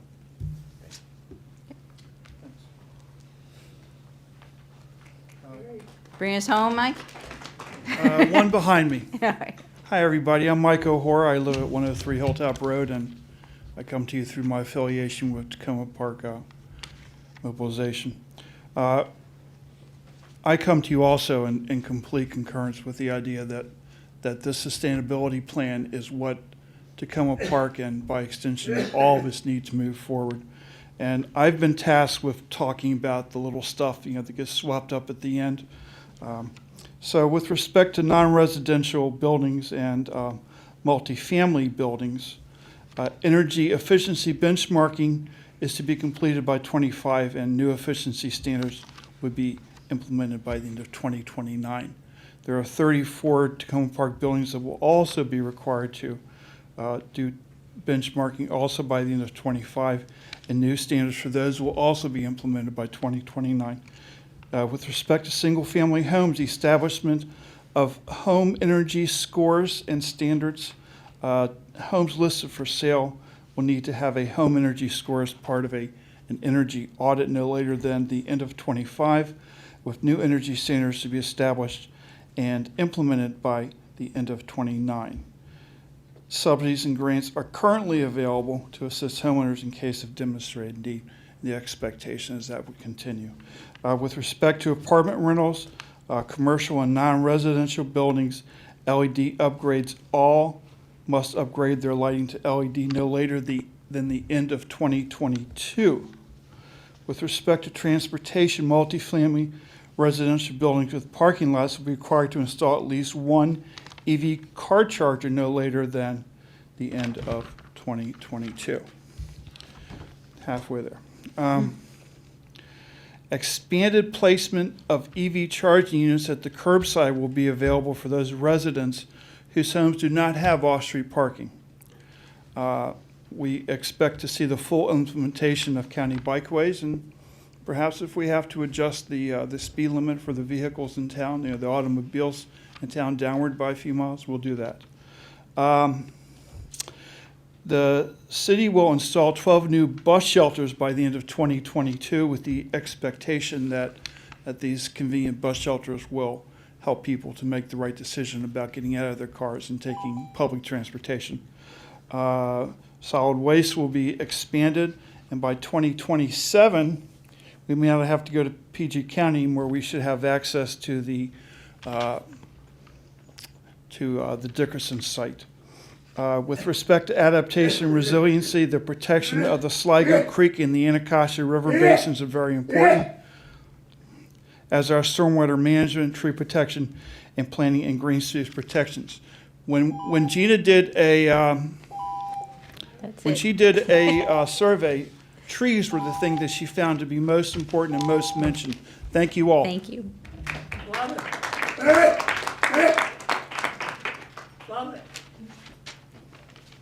Hey, Gopal Jha, 810 Colby Avenue.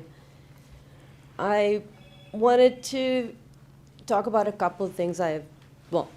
Many things, but let's start with racial issues in the city. As a person of color, I don't want to be included in anything. I just want to be equal. Think about it. There's no diversity and inclusion and this and that. It's not a club that we're being invited to. We're either equal or we're not. And I think that there is no training and no sensitivity to this at any level in Tacoma Park government. And I think that the city should consider mandatory training for anyone who wants to serve on city committees and city council, because it affects all of us, those of us who serve the city, but then also the decisions we make for people. We're not able to understand them if we can't see them for who they are. On the climate emergency declaration and the stuff we're doing for that, I'd like to say that we realize what emergency is. This is not like, you want to fix your nose, so you sort of put some money away in the bank for a while. And the city does a lot of long-term projects like that. It's an emergency, it's like when you have a heart attack and you go to the emergency room, you're not checking to see whether or not you can afford to have a heart attack. So I suggest that while we plan for what we do, we just plan for what we need to do and not consider the how. It is very important that the work that needs to get done to protect our environment get done and not be held back by an iteration of budgets, because there are so many ways to figure it out once we know what it is that we want. And finally, I'd like to say that I don't share the pessimism of a lot of people about, well, you know, I wish it were a county issue or a state issue. I mean, this is our space. This is our place, right? This is our town. Let's make it perfect. Who cares about the rest of the world, right? All right. Any other public comments this evening?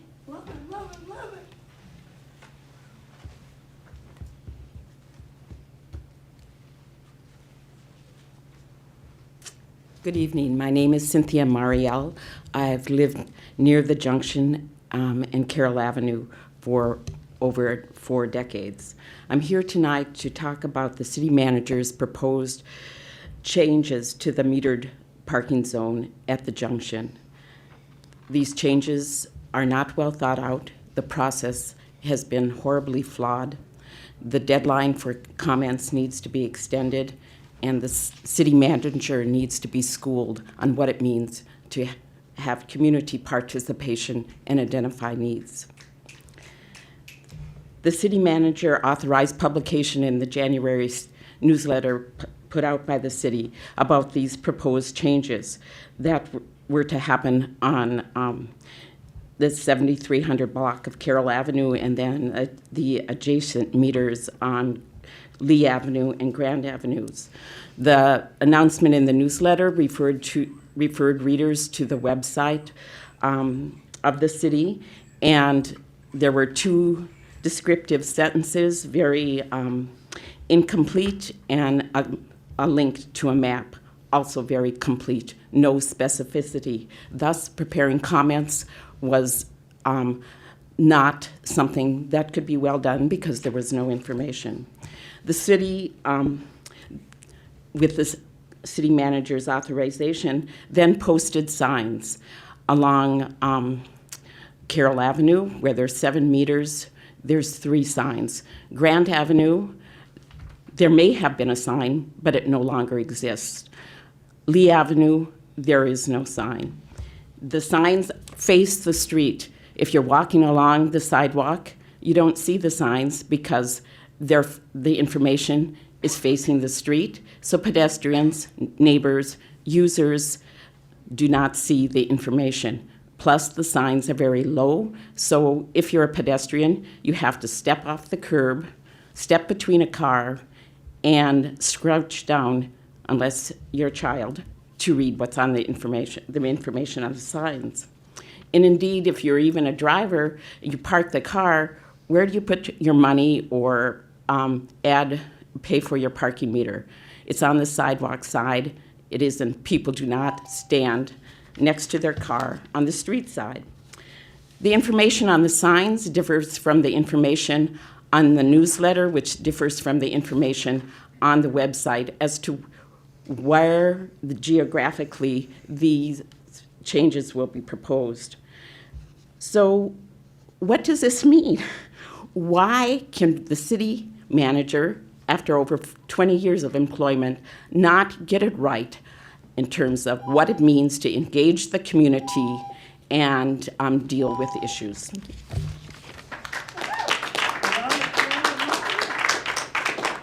Any other public comments this evening? All right. Seeing none, we're going to move to council comments, but I need a 2-minute break, so you're in charge. Who wants to go first? I just need to council comments, but I need a break for 2 seconds. So who wants to go first? All right, Councilwoman. I'll go Dawson, first. you're up. Just really quickly, I want to thank everyone who came out tonight. It's great to see people here and great to see people fired up and wanting to talk about city issues like this.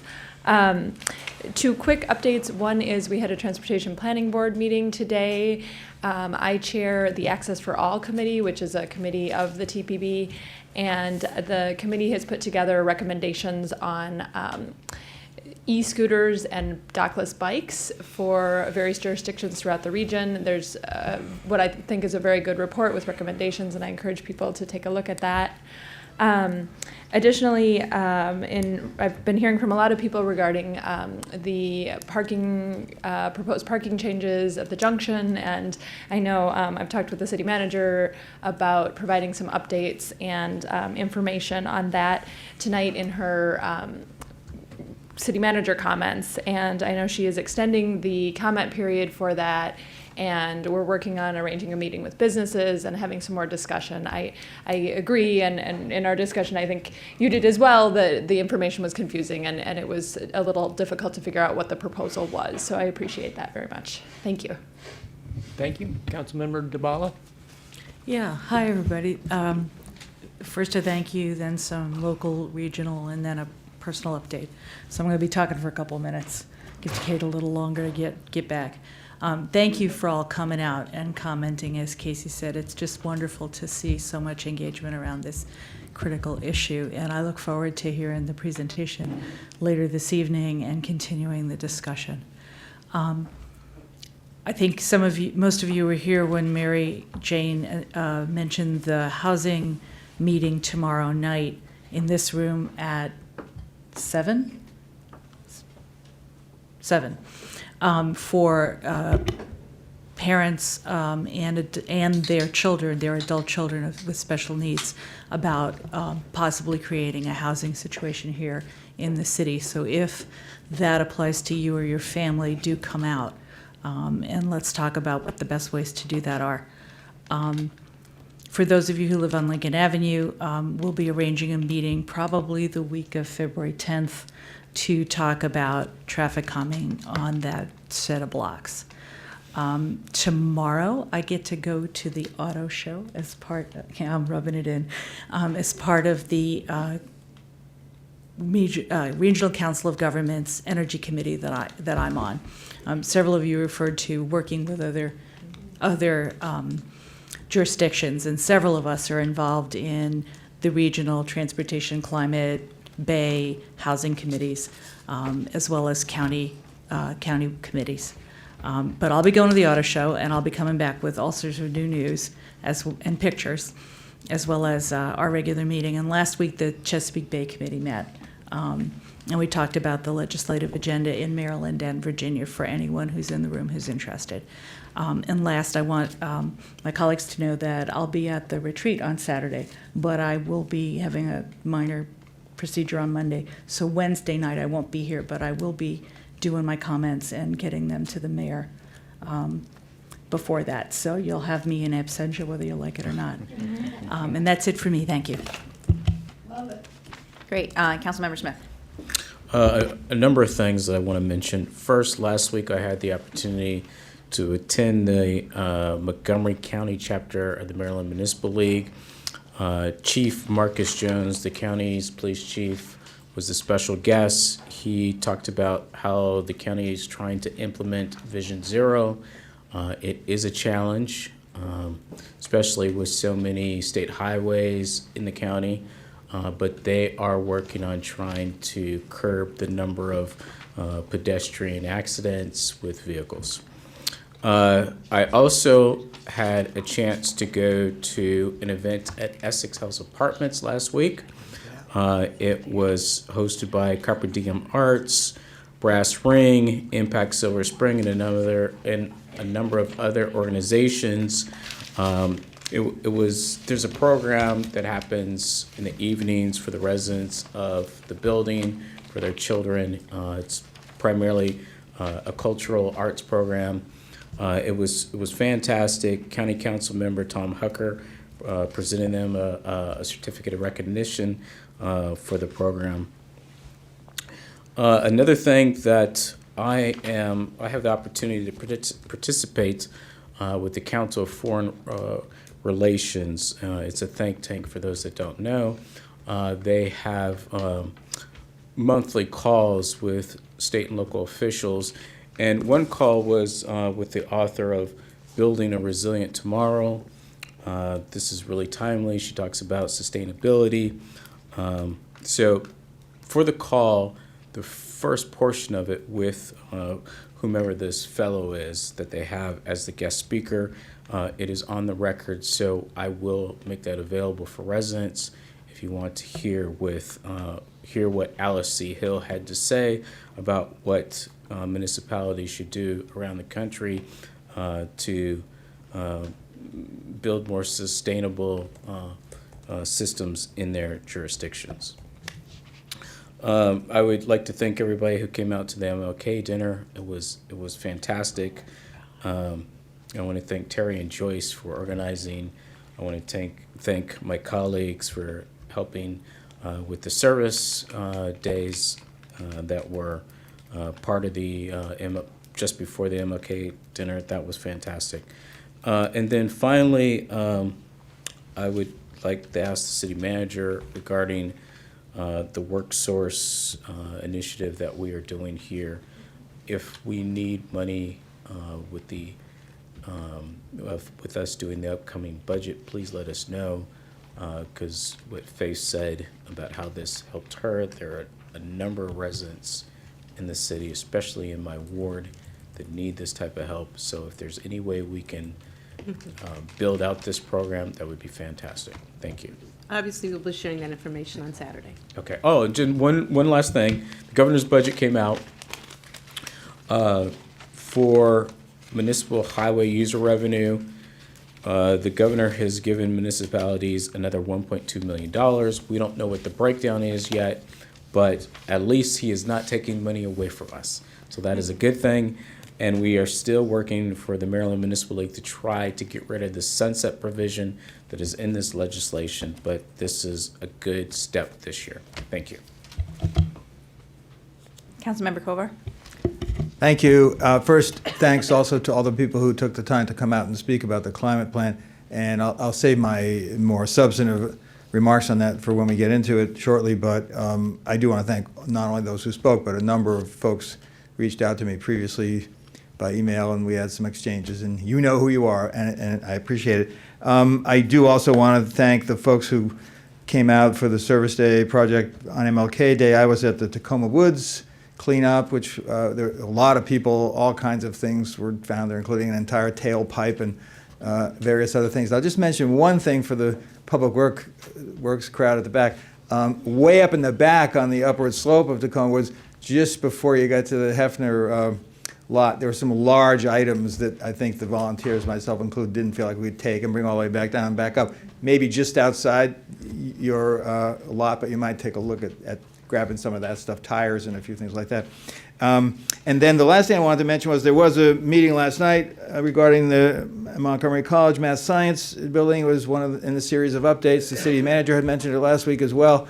And it was a fairly brief update because right now they're doing asbestos abatement, which is a quiet indoor kind of thing, and they're going to be getting to the exterior pretty soon of that and finishing that by mid-March or the end of March. And at that point then they'll get more into the actual demolition phase. And just for those who are interested, it's not being done with explosives or a wrecking ball, but other ways of pulling the building down. It'll be noisy, though. There's no question about that.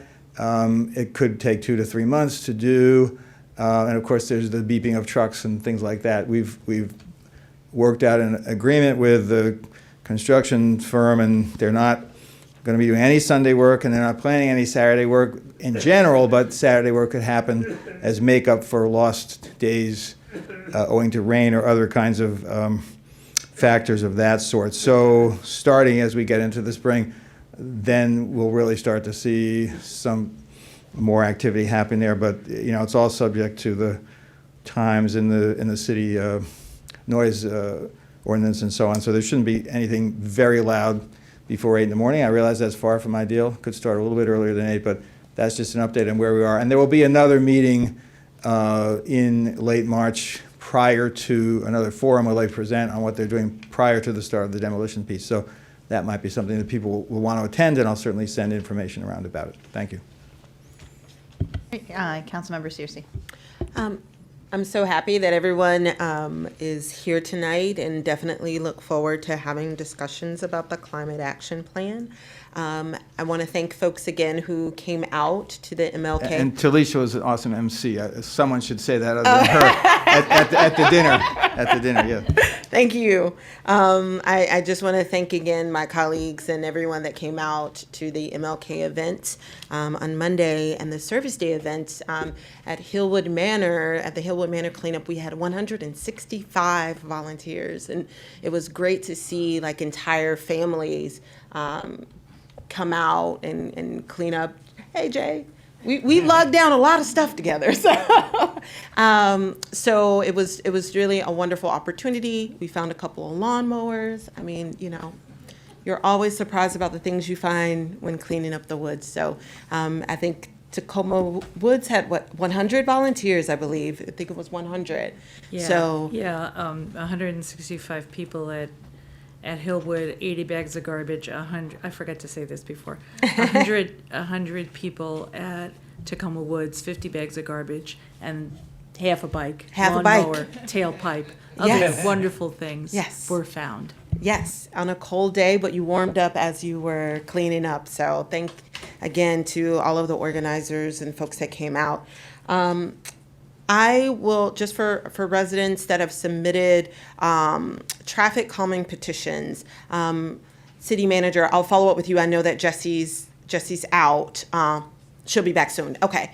So I'll just send a note to folks to just let them know that Jessie is not forgetting them. She's out of the office, and we'll follow up with folks individually regarding the status of their petitions. Last night, I had an opportunity to, along with Jamie Erst, as well as Kaylee Ganote of the Tacoma Langley Crossroads CDA, to attend the Prince George's County Planning Department's Northern Gateway Spaces project. And it was a really great opportunity to hear about what our colleagues in Prince George's County are proposing in terms of streetscape, bike lanes, particularly along University Boulevard from New Hampshire Avenue further south towards the University of Maryland. And so my hope is that by engaging Prince George's County, we might be able to nudge some of our county colleagues in Montgomery County in an attempt to try to ensure that the Montgomery County side of University Boulevard has some of those same plans tied to it. So again, want to thank those that were able to come out, and I believe there will be additional meetings going forward, and happy to share that with folks who might be interested.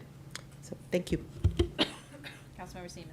Thank you, Mayor. I just wanted to get on the train of thanking people for the Martin Luther King celebration. I want to thank Councilmember Searcy and Councilmember DeBala for helping with the organizing of the event, along with Jay and so many other community members. I'm not going to try to do those. But also wanted to thank Councilmember DeBala for the food collection that was done and was donated to Adventist Community Services. That's all. Thank you. Great, thanks. Just a couple of updates. Also, on MLK Day, I was able to join the Difference Makers and the Thursday Network, which is part of the Greater Washington Urban League at Tacoma Park Middle School, where I think we had over 1,500 people. It was huge. I don't think any of us really knew how big it was going to be, including Miss Deeney, the principal at Tacoma Park Middle School. But the police chief and I were there in the morning. They basically took over the whole school in the home ec room. They were cooking casseroles, sorting food. There was a room that was making piñatas, care packages, and everything. It was pretty amazing. And each of the stations was set up and overseen and done by one of the difference makers who attends Tacoma Park Middle School. So it was an amazing event. And thank you for the terrific dinner. And to Councilwoman Searcy for an amazing job emceeing that night. Last night, again, the police chief and I have been hanging out a lot. So the police chief, the head of our rec department, and myself met with Man Up and making new urban people here. Who it's a group that meets here in our teen lounge every Tuesday night, and they have someone new who's taken over in the last couple of months. So we were able to meet with them and some of the young people to talk about some of the things they'd like to do in the future. So that'll be coming your way to the city manager's desk. In addition, I was able, after that meeting, to come here, and the youth council put on a showing of Heather Booth's, the film about her life, and then Heather was here to speak. So thank you very much to George and the whole Youth Council for organizing that. And then my last update is that I will be at the Mayor's Innovation Project Conference. It's here in DC on Saturday afternoon and Sunday morning before our retreat. And this year I've been asked to serve on their steering committee. So that'll be exciting. It's a great group, and I always bring back a lot to the city after attending that. So those are all my comments for this evening. I'll turn it over to the city manager. Thank you. Two items. The first, I appreciated Ms. Marielle bringing up the comments on the parking meters on 7300 block of Carroll Avenue. We did blow it on this in terms of being clear about what was being proposed, and I could tell relatively quickly, so I was already trying to proactively extend the deadline, get a meeting with the businesses, and it looks like all that's coming together. I just want to note and state kind of for the record what the proposal was, because that's what really didn't come clear. And I will say there's not a strong preference for this necessarily, and that's why the discussion with the businesses will be really helpful to make sure that it's a successful proposal. So the proposal has three components. It's to change the 1 hour meters to 2 hour meters, to remove several meters to allow short-term, which we kind of are looking at about 15-minute deliveries, drop-off or customer use near the bus stop and then on Grant Avenue, and identifying two accessible parking spaces for handicap use, one on Grant Avenue near Carroll and one on Carroll near Lee Avenue. The delivery short-term spaces were not to be exclusively for delivery trucks, which I think was one of the misunderstandings, but it's also for patrons who are dropping off their cleaning or their packages, for picking up rolls and coffee, for dropping off students for the music school and that kind of thing. And so I'm extending the time limit for public comments until February 12th, and a meeting's being scheduled, which looks like it may be in the next week or so. So it's moving quickly to have that meeting. I will say that there's a couple reasons behind these proposals, and just how it actually gets carried out is for discussion. But a couple problem areas. One is that people were using the bus stop as a delivery zone, and we need to have it for a bus stop. When that would happen, the bus would have to stop in a lane, or that we had double parking of delivery vehicles in the travel lane of Carroll. We also do need to provide some handicap parking spaces under ADA requirements. And so those were kind of the two activating reasons. The meters being 1 hour don't serve the businesses well. You're either doing a quick in and out, or you're there for a little over an hour, whether you're at a music class or you're getting your hair done or a variety of things there. It was just kind of the wrong mix of the times. I'm happy to hear what are good solutions for all of this and come up with a reasonable solution. And we have a lot of flexibility, and I'm happy to take the time to make that work. On a really happy note, we have been hiring. And I will say, just back on a note about the parking meters, we are short-staffed, so hiring is good so that we are able to accomplish a lot. One of the things that I got a chance to meet our new recruits for the police department and dispatch. It's an awesome group. really excited. On the back of my city manager comments are some pictures of the folks that have been hired. A majority of them speak Spanish. They come from with a variety of backgrounds, and they'll be a wonderful addition to our police team. Several are lateral officers that will be able to, right after training, be on the workforce. Others are going to the academy, and so we've got just a really nice addition. Public Works also, we've hired an experienced mechanic to fill a vacancy there, so we're really pleased.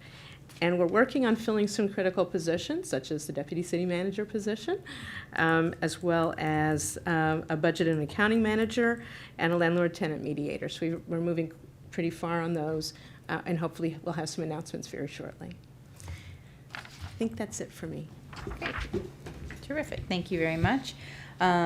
So the two last items we have on our agenda this evening is our public space management plan, and then we will get to our climate change plan. And so first, we're going to do, is Jamie here? Yep. Jamie? Yep. Jamie Ernst is here. So I just want to start out by saying that both the public space management plan and the climate change plan work together. So I hope folks who are here, particularly because of the climate change plan, will also pay attention to the work that we're doing in other areas, whether it's the use of our public spaces, information from the Housing and Economic Development Strategic Plan, our parking management, our parking task force.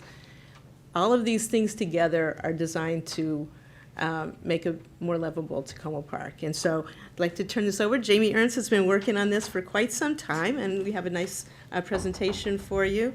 The goal of tonight for this is to make sure that there's no concerns by council about kind of where we're going, so that we can then go out for the public comment and that kind of process. So I just don't want to, I want to make sure that before we go out, this reflects the kinds of information that you have shared with us in the past, and that we're good to move forward. Jamie, please. Hi, good evening. I know the packet is a little bit dense, but again, as the city manager said, we've been working on this project for a long time, so it's a lot of information to take in. So I hope the presentation will clarify some of that. Just a brief overview. I'm going to review the context and the scope of work and how we got to the place where we are.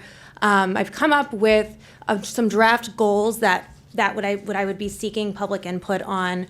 Then I want to show some examples of what the outcomes of this plan would be once it's approved, and then go over the timeline and the next steps. So this map is on the city website. It just gives you a brief overview of the public space within the city. That's including public right-of-way, paper streets, Montgomery County parks, and city parks. And so approximately 8% of the city's total land includes public parks, so that's including both county and city, and then about 28% is public right-of-way. And so that, totals almost 36% of the city's total land area is included in some kind of public space. And this work has been ongoing for a long time. To give you a brief overview, in 1994, the city adopted an open space plan, and that was amended in 1999. That largely looked at acquiring open space. A second part of the open space plan intended to address broader open space goals, such as recreation and environmental goals, but that hasn't been completed or adopted. Several subsequent plans have addressed public space. The 2000 Tacoma Park Master Plan and the 2012 Tacoma Langley Sector Plan sort of vaguely address public space, but there hasn't really been a comprehensive look to holistically evaluate all of the public space within the city. And so the city, from this point, has sort of taken a project-specific focus to public space. And so we want to use this plan to have a more comprehensive evaluation. And in terms of a brief look at racial equity and demographics, there's a map. It's online, and it's included in the council packet. It's an interactive map, so this is just a screenshot, but you can zoom in and out. This is depicting racial breakdown by census tract. So the darker red, orange areas are the census tracts with a lower percent white population. And then the blue, smaller circles depict areas of the city that are within 1/8 of a mile of park space. So you can see most of the city is pretty well covered, but there are some significant gaps. And again, this is just a broad overview, so it doesn't depict what kind of park space it is. Is it accessible for people? Is it a passive or active recreation opportunity? But this is just sort of a broader overview to give you a sense. So the purpose of the plan is, again, to provide a framework to guide future decision-making within the city regarding public space, to better coordinate across departments and so we can achieve multiple goals, clarify the roles, responsibilities, and expectation in public space management, develop performance measures on how public space will be most effectively used, maintained, and expanded, identify creative uses and reuses of city right-of-way, which we're incorporating as part of public space that anticipates the changing needs of the community. So leaning less on the use of single occupancy vehicles and how can we more creatively reuse our right-of-way. And again, having a document like this will provide a foundation for the city to more effectively apply for grant funding and demonstrate that we've committed to expanding public space and improving it within the city. So then we'll have something to reference, like the Housing and Economic Development Strategic Plan and like the Climate Change Action Plan. This will be like a foundational document. And as I mentioned, this plan aims to look at public space holistically, so traditional park space, creative reuse of right-of-way. This shows the Crossroads Farmers Market. We're looking at streetscapes like sidewalks, undeveloped public space, bike lanes. So it sort of will holistically look at all the space within the city. And so I've divided the draft goals for this plan into 4 major categories. Those are, you can see, maintenance and enhancement, connectivity and accessibility, criteria for acquisition, and creative reuse of right-of-way. So I'll just go through and expand upon those 4 goals. So the first one, maintenance and enhancement of existing resources. That's to ensure that the spaces that we have are effectively maintained, budgeting to maintain those spaces, determining who's responsible for maintaining them. Is it the city? Is it the county? Can we develop relationships with nonprofit entities or business improvement districts to help us maintain that space?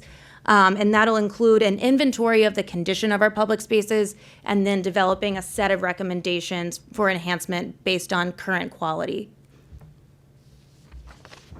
The next category is connectivity and accessibility to public space. So that's making sure that people can access our public spaces, especially through transit, biking, walking, ways that aren't reliant on single occupancy vehicles, and then facilitating equitable access to public space. So making sure that things are ADA accessible. And again, reducing the reliance on single occupancy vehicles and as best as we can, expanding public transportation access to public spaces. And the next item is establishing criteria for acquisition of future public spaces. We want to look at spaces that prioritize that multimodal accessibility and connectivity, advancing social and racial equity goals. So as we saw on the last map, look at the current distribution of public space and keep that in mind when opportunities become available. Ensuring fiscally sustainable public spaces, developing a plan to finance these spaces and keep up their maintenance, and developing a framework to evaluate future spaces. So the aim of this plan is to help us evaluate criteria so when opportunities come up, we have a framework versus just identifying a list of available spaces. And the last broader category is creatively reusing and re-envisioning right-of-way as public space. So that's city streets, sidewalk, parking spaces, incorporating those into an overall view of public space versus leaving them as a separate item. And improving city streets as places for community building and increased access by non-vehicular modes of transit. So like the example I showed, the farmers market in the Crossroads. So that's reusing Ann Street as a place for a social gathering and community building space versus just a thoroughfare for cars. Oh, sorry, I went the wrong way. Okay, and then I have some examples of once a plan is developed sort of concrete examples and cost that we can sort of, once a plan is and recommendations are developed, we can incorporate these into like our capital improvements budget. So one of the first items about creatively using right-of-way is potentially converting parking spaces into parklets or to bicycle parking. This example is from Charlottesville, Virginia. The cost would roughly be around a couple $1,000s for the bike racks and the bollards and the striping. So this is a low-cost example of a way we can convert current right-of-way into for a different use. The next one is identifying spaces for park design and creation. This is the Sligo Mill Overlook Playground, which we used a grant to design, grade, and purchase playground equipment. And again, a successful project that if we had a foundational document to identify spaces, it would be a stronger source of funding. And the last example is sort of green infrastructure projects in the right-of-way. A recent example on Glenside Drive, the addition of bioretention facilities and wetland systems, and that, again, for the construction was around $200,000 to $300,000. So if we think in advance about our priorities and what we'd like to move forward, we can better budget them and put them in the capital improvements budget. So as the city manager mentioned, the next steps I'd like for this plan is to get public input on the draft goals, make sure there isn't anything that the community feels that we're missing or should identify. That can be through a survey to rank the priorities. I've also developed an interactive map where users can click a point and leave a comment. So they would like park space in this location, or this park needs better amenities, or develop suggestions about how to use streets or right-of-way. Then based on that input, I would refine the draft goals and then develop associated concrete recommendations to move those goals forward. Then I would present to you again the refined goals and recommendations for your approval, and then develop the final plan. And this is a timeline that I've shown you before. I believe it's on the city website, shows what we've done so far, and then the steps to move forward. And there's the project page that is accessible on the city website. And I'd love to take any questions you have. Thank you. Councilmember Smith, got your light on already. I appreciate you working on this project. A couple questions. You talked about you want to do a survey. How are you going to access the residents that are primarily affected, that live in the apartment buildings, the whole push for racial equity? How are you going to get these people to participate in this survey? One. Two, you have these 4 different buckets, if I may. What does success look like in the immediate term, 5 years from now, 10 years from now?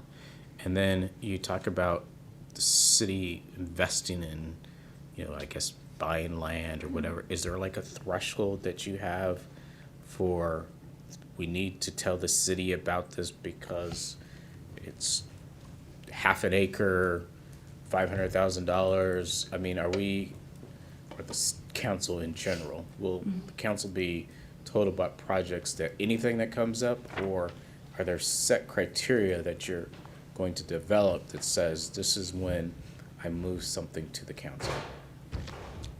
So to answer your question, I guess your question's in reverse order. So the last one you asked was, is there a threshold for projects? So that is the aim of the plan, is to develop criteria. So when a project does become available, the council has something to a standard to evaluate it from. So just to follow up on that, so once there's a series of criteria, there may be something that's a very small thing that can just be done by staff. Okay. But then, as you identify what criteria might trigger this kind of an action or that kind of an action, it would be laid out, and that's what we would want to find out. All right. And the second one was measures of success 5 years from now, 10 years from now. 1 year from now. 1 year from now. So 1 year from now, a measure of success would be an approved plan. I think, let me jump in on this one. And it goes to question number 1, which is we're still trying to decide and design that outreach plan, the outreach methods to get people to be involved on this. One of the things that we didn't want to do was your standard kind of meeting, because that doesn't seem to reach people as well as some other mechanisms. So we're looking into a variety of mechanisms, and frankly, sometimes if it's something that you can access by a phone, you get more people than you don't, than you wouldn't otherwise. But we want to work with you on identifying what's the good outreach plan to get people involved to rank these things. And I would think that having a question on here is, what is your idea of success in 5 years or 10 years, might be very much a good part of that kind of outreach. So we're working on, what does this look like? We're trying to come up with the right mechanisms, but we didn't want to design it without making sure that we were on the right page with you first. Okay, and what was my? Your first question was The about base public equity outreach and methods. Public outreach, Okay. yeah. All right, thank you. Thank you. Councilman Searcy. Thank you so much for working on this, and I apologize for not sticking to my New Year's resolution of sending my comments early. So there's a couple of things that I think are at play. One is I want to make sure that when we're talking about a goal, it is a goal and not just a way in which we're bucketing the work that we're going to do. Okay. So, like, for example, with the maintenance and enhancement of existing resources, is the goal to do more frequent maintenance of existing parks? Is the goal to ensure that our parks and playgrounds meet a certain standard? That's something that I think, especially if we're talking about going out to the public, that we're very clear on what we're talking about in terms of a goal versus a task or a milestone or something associated with the work that we're going to do. So I would think that, ensuring a quality or, well-maintained parks and public space is important.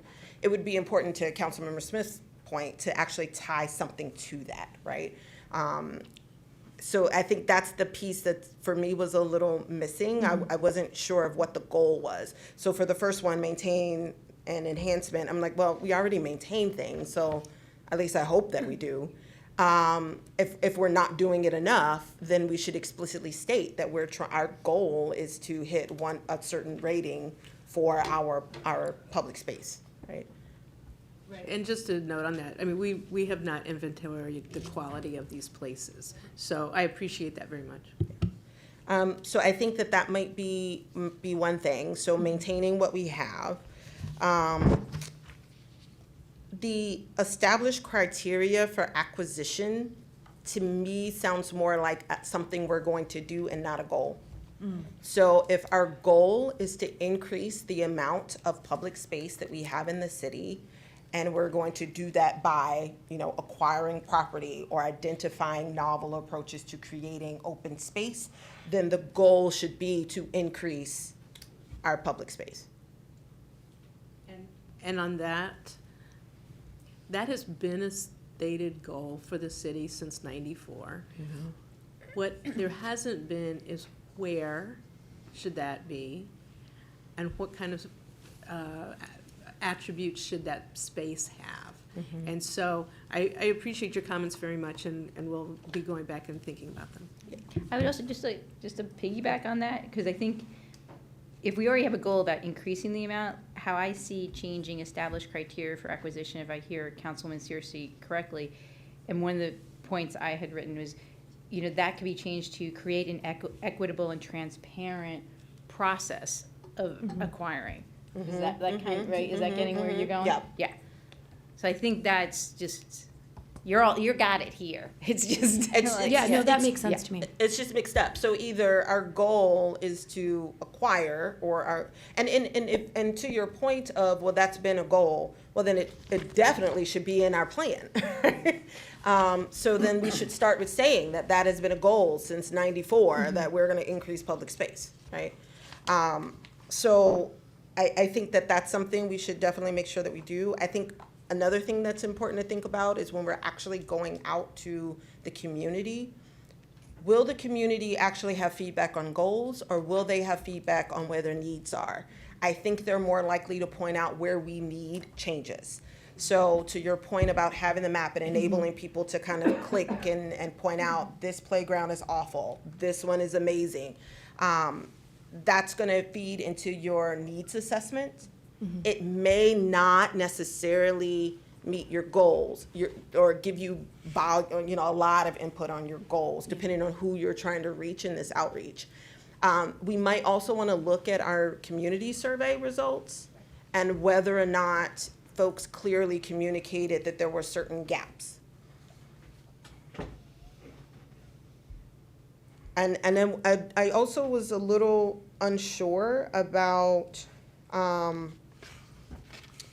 keeping in mind how we're defining public space and whether or not we're talking about, and it doesn't seem like we're being exclusive. So it sounds more like we're doing everything. So open space, parks, trails, all that good stuff, much of which is county, right? So it would seem that we would definitely need strategies to engage them such that our parks and our trails meet a lot of the things that we want to see happen.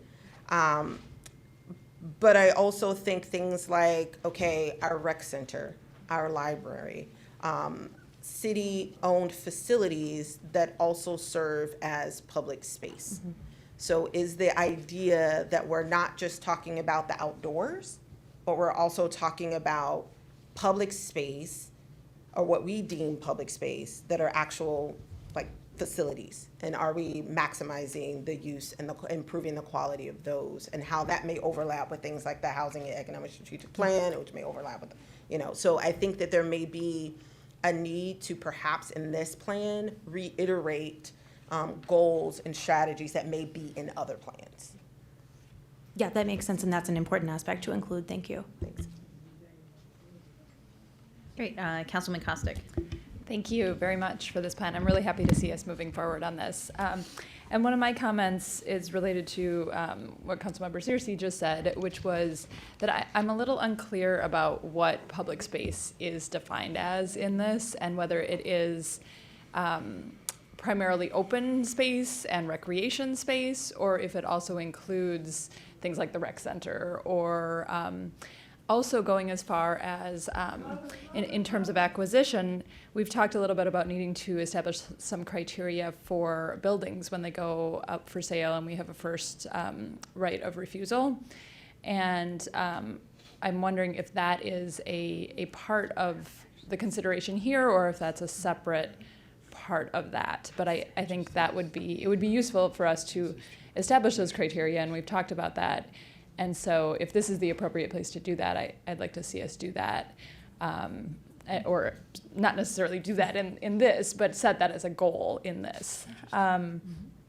Overall, I think I really, really love the final goal here in terms of the creative reuse of the right-of-way as public space, and trying to reclaim street space and parking space when it's appropriate for people and people's use instead of for vehicles.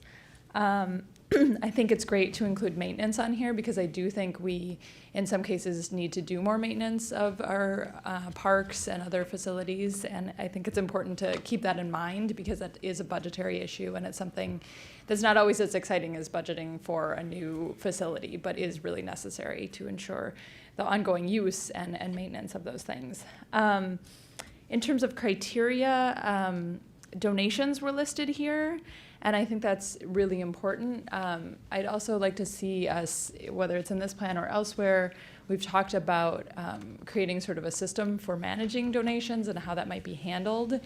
And again, getting back to equity questions, we've talked in the past a little bit about whether a project related to public space, if there are donations associated with it, gets priority because of that, when another part of the city, for example, might not be as likely to receive donations, but might really need city funds to go towards them, or city staff time. So that's another thing I'd like to see thought about in here.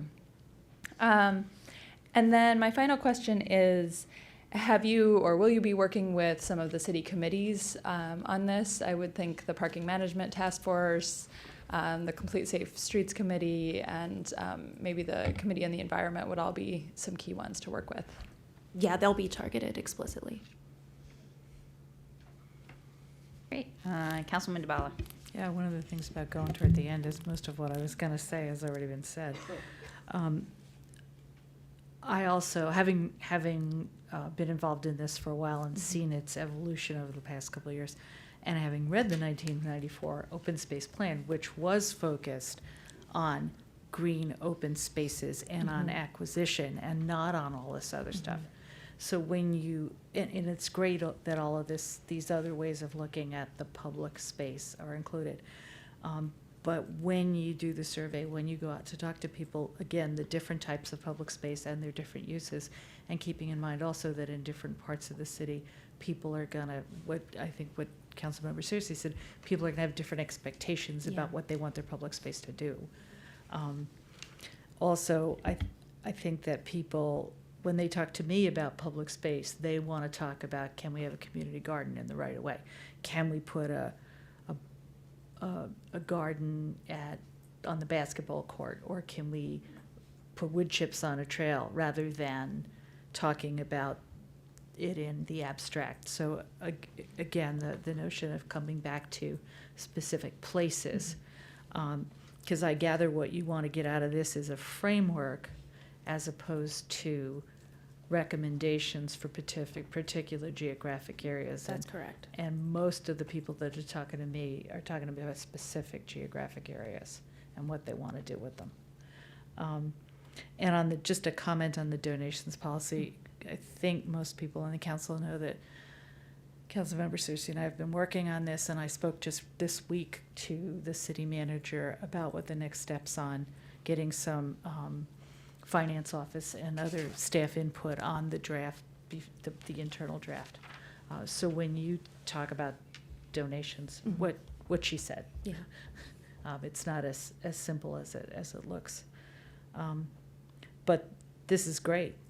Thank you for moving this forward. Oh, good. Thank you. And I would add the tree commission to your list of folks to check in with, because so much of this relates back to what some of our goals are for our public spaces that are wooded. Thank you. Great. Councilmember Kovar. Thank you. Thanks for the presentation. One observation, then just a couple of suggestions on things that should be included. Okay. And this connects back to what several of the people said in the earlier comments on the climate change plan, as well as to what some of my colleagues have mentioned here. And I think I put a version of this in the weekly information I sent around. So we have this plan. We have the strategic plan on housing and economic development. We have the thing we're taking up next after this today, which is the climate change plan. We have all this work we're doing on our trees, and then at least I'll mention the parking management also, and there may be others as well, but all of those are kind of interrelated. And I don't think we should try to not move forward until every single connection is worked out, because that'll take forever and we'll never get anywhere. So on the one hand, we just have to move forward, but we do sort of need a unified field theory on all of these things so that they kind of work together. And so I think each of them, and we did include language along these lines in the housing and economic development strategic plan, referencing back to these other plans. So each of them has to at least reference the others and look for those connections. I think that's just an important point to make sure that we have in there. And just a couple other points, people mentioned this already. I don't think this was mentioned. I would really like to see, for at least all the city actual parks, as opposed to just public space, but where there actually are parks, to have some sort of common signage. I don't think we exactly have that. There's sort of a random assortment of those things, and that might not be a huge expense, and we could also use that as people could post things near there too. I think one person in the audience, in the public comment period, mentioned this, and I believe Councilmember DeBala did also. But I've heard from several folks who are interested in seeing if we can have some sort of public garden pollinator kind of approach somewhere in one of our public spaces. I think that's something that would be worth exploring, and or at least seeing what kind of interest there is within the community. you talked about how space is temporarily made available through the rights of way in terms of the farmers markets. And one of the things I've heard from actually a number of residents is maybe could we clarify and potentially make easier, or potentially at least ensure that everybody has input into decisions just in residential areas to have, you know, a 2-hour closure for, you know, it's more than just block parties, but other kinds of things to activate some of these side streets that could be worthwhile. So I think that's something. The donation question was mentioned, and I just want to remind folks that we had that home that was donated, and we didn't quite have a way to work it out. Now, that was not really our fault in the sense that it was the way the will had been drawn up, but I think if we could come up with a template for how that would work, we might be able to capture those things in the future. And then the last one is, and others did mention it, when you look at the map, so much of the space is county controlled, and including some parks, not just areas along Sligo Creek where people might walk. And so I think finding a way within the plan to have a more active engagement with other levels of government, I think is the last thing I'd like to say that I think should be in there. Thank you. Councilman Costick? Yeah, two other quick things I forgot to mention. I also, building on what Councilmember Kovar mentioned there, I appreciate the comment tonight regarding a possible model garden. I think that's something we should definitely look into and think about for the future. And the other thing is regarding acquisition and criteria for acquisition. It might also be useful to not just include acquisition, but also repurposing or reuse or improvement of space. So there's some criteria focused on that as well. Great. I just have a couple of, did you have something? Oh, there. I have a couple of things I completely agree with Councilwoman Searcy and what she's talking about the goals. And just one other thing I noticed when we talk about the maintenance and enhancement in Goal 1, a lot of the sub-bullets really focus on maintenance. So just something else to kind of look at as we're talking about those. And also I know the city manager mentioned this, but on the, I was looking back at the city parks assessment that we're going to have, I guess it's Alex. Yes. Is he the intern? Yes. Alex. So it was completed in 2016, but it needs to be re-verified, and but then I quality also needs to be. noticed it's really like an inventory because it Correct. doesn't actually do any type of a, assessment of what's there. It says there's a bench, but it doesn't Yeah. actually say, is that bench in decent shape or needs to be replaced? So, I know that would be adding a lot more onto that assessment, but also just making that clear in terms of, it seems more of an inventory to me than an assessment. I think that was the original intent, but certainly an assessment is needed. Yeah. Just to piggyback off of that, I know that during and through, and I'm looking at Daryl, through the whole Hillwood Manor and trying to work with the county in terms of getting it on the list. We could perhaps follow up with county staff to actually get the ratings for all of the playgrounds, county playgrounds that are in the city as well. And I think that will also help, not just with, keeping track of, yes, there's a park here, which is fine, there's a park, but where are the county playgrounds? What is their current inspection rating? How do they map across the city? And is it the case that we have some areas of the city, particularly in lower to moderate income areas, where you only got county playgrounds and their ratings are in the toilet? Right. The other thing I wanted to mention, and it goes back to Councilmember Smith's comment on public outreach and other things, is in Ward 6, there's a wonderful resident, Pam Spar, who works a lot on environmental justice issues. And the NAACP has some wonderful tools that she has shared with many of us. Some of them are engaging communities on these issues. And so I know Gina Mathias is always on her emails, but we have those materials as well, and they may be really useful as we think about community engagement on this. And also, as people mentioned, pollinators and gardens, I just want to mention another thing that many communities are doing are pollinator highways, because we can do that in our right-of-ways. And the NAACP actually gives out an award for this each year to municipalities on who's doing pollinator highways. So I can also send you materials on that. But given, as you outlined here before, how much of our right-of-way there is, we may be able to do something really cool looking at a pollinator highway, so. Thank you. That's it. Let's see, I have Councilmember Kovar, did you have something else? Maybe someone mentioned this already, in which case I apologize, but it looked like on the interactive map, Dorothy's Woods hadn't been We're trying properly to find highlighted, out so, if that's, yeah. if that Yeah. should be on, if that's, we'll make corrections. Yeah. Yeah, I can certainly make a correction. Did you have something else? Yes, real quick. And this is another overlap with the Housing and Economic Strategic Plan document, but particularly in commercial districts where, in the crossroads, where you have huge parcels of parking lot that could be better used if it were, perhaps densified and included more public space aspects to them. So I would encourage us, because, there's only so much that we could perhaps buy, and there's only so much that is already available, for us to try to think creatively in working with, with the economic development manager on how we may be able to also think creatively around incentivizing the creation of public space, or, I don't know what you did. You're a planner, you know what the words are. But for like these, some of these larger commercial areas and parking lots and things, and especially as we're talking about future development, how can we make sure that for future development we have some aspects of public space kind of at the forefront of everyone's mind? And one last thing, community engagement is something that's going on and it's being evaluated in every one of our different plans, and we're doing the Startup in Residence program. Community engagement tools are part of that.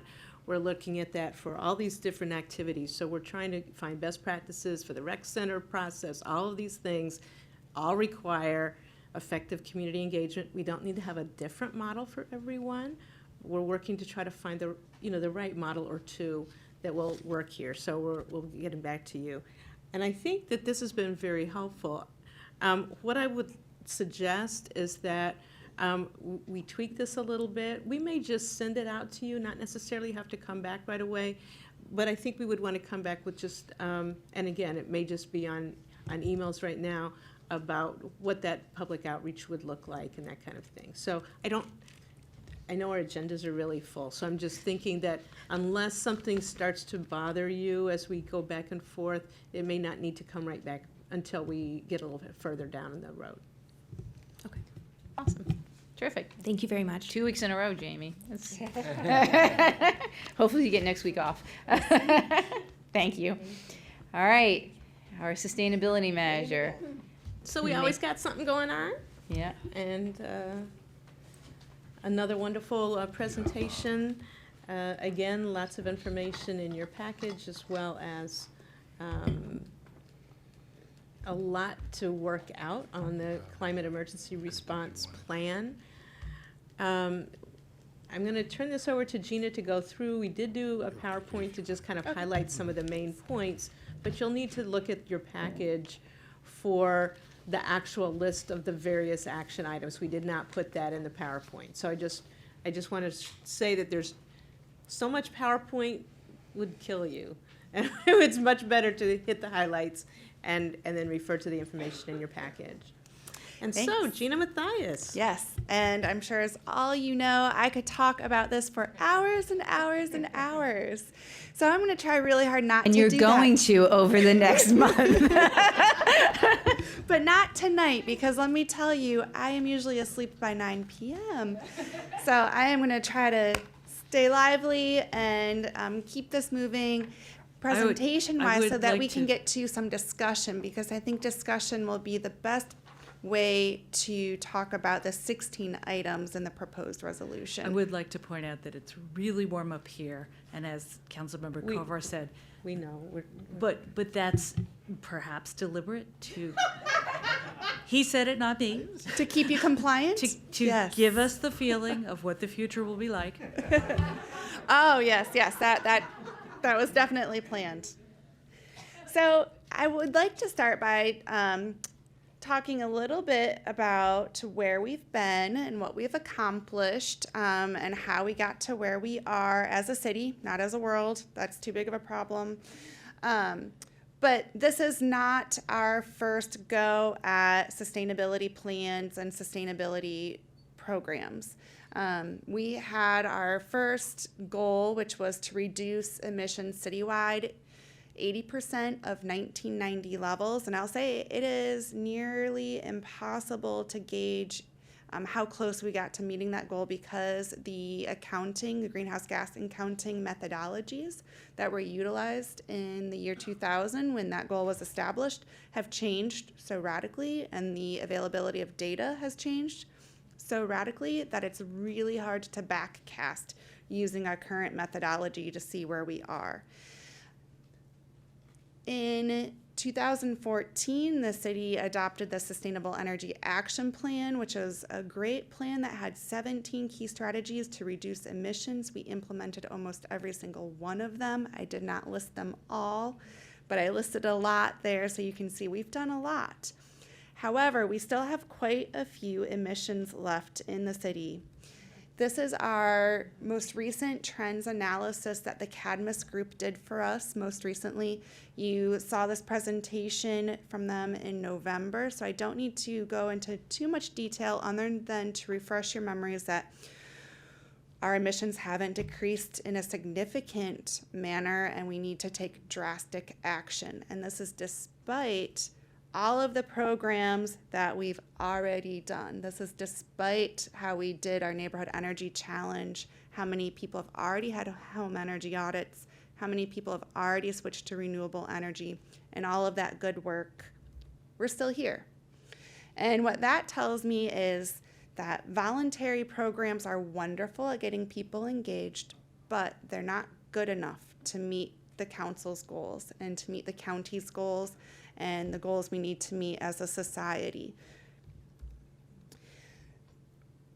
In March last year, you declared the climate emergency, and to refresh our memories on what the climate emergency declaration included, that was to identify the most aggressive actions the city's authority and resources will allow.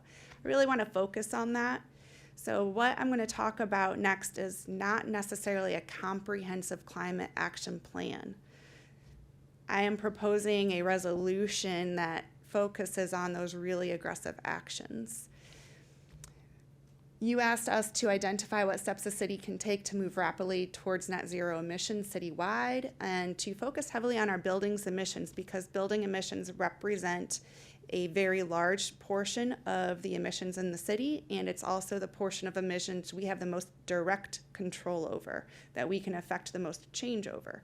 So that is where I was looking to focus this timing for this measure. And then, of course, our transition to renewable energy. So this is a more proposed timeline. Now, the Climate Emergency Declaration has a goal of 2035. I have stretched that slightly because some of the proposals in this resolution call for it. They are expensive, and people need adequate time to plan some of the changes over the course of the natural replacement cycles of big equipment in our buildings so that mitigates the cost and the expense and the burden of replacing those equipment items. And the timeline for 2045, I based on the average life cycle of major equipment in buildings such as our heating, our cooling, and our water heating equipment, especially central systems that have a much longer lifespan than what you find in your average single-family home. On the timeline, I have the highlights. Ideally, this resolution will be passed this year, which will direct staff and the city attorneys to work together on writing of the ordinances that will be required and looking at the city code and what changes need to be made in order to enact the items in the resolution. During that time, we would also be looking at detailed implementation plans. This is also not a detailed implementation plan. So that would need to be done. But if this resolution is accepted and passed, then ideally we would have some ordinances passed as a package together that would enable us to have our very first mandates starting in the year 2021. And that would be with mandatory upgrades to LED lighting. This is a very easy thing for most buildings to do. That's very low cost with a very fast payback period, and it's effective at reducing emissions. We know this with our LED streetlight project, how quickly a project can pay for itself. The next big item would hit in 2025, and that would be for our single-family homes requiring requiring a home energy score, which is a Department of Energy program. It's been around for a number of years. There are a number of cities looking at instituting mandatory home energy scores, usually tied to real estate listings. I think we can take that best practice and the lessons learned from those cities, but apply it citywide so that everyone is working on the same goal together. It's an equal footing. Everyone is working on it at the same time.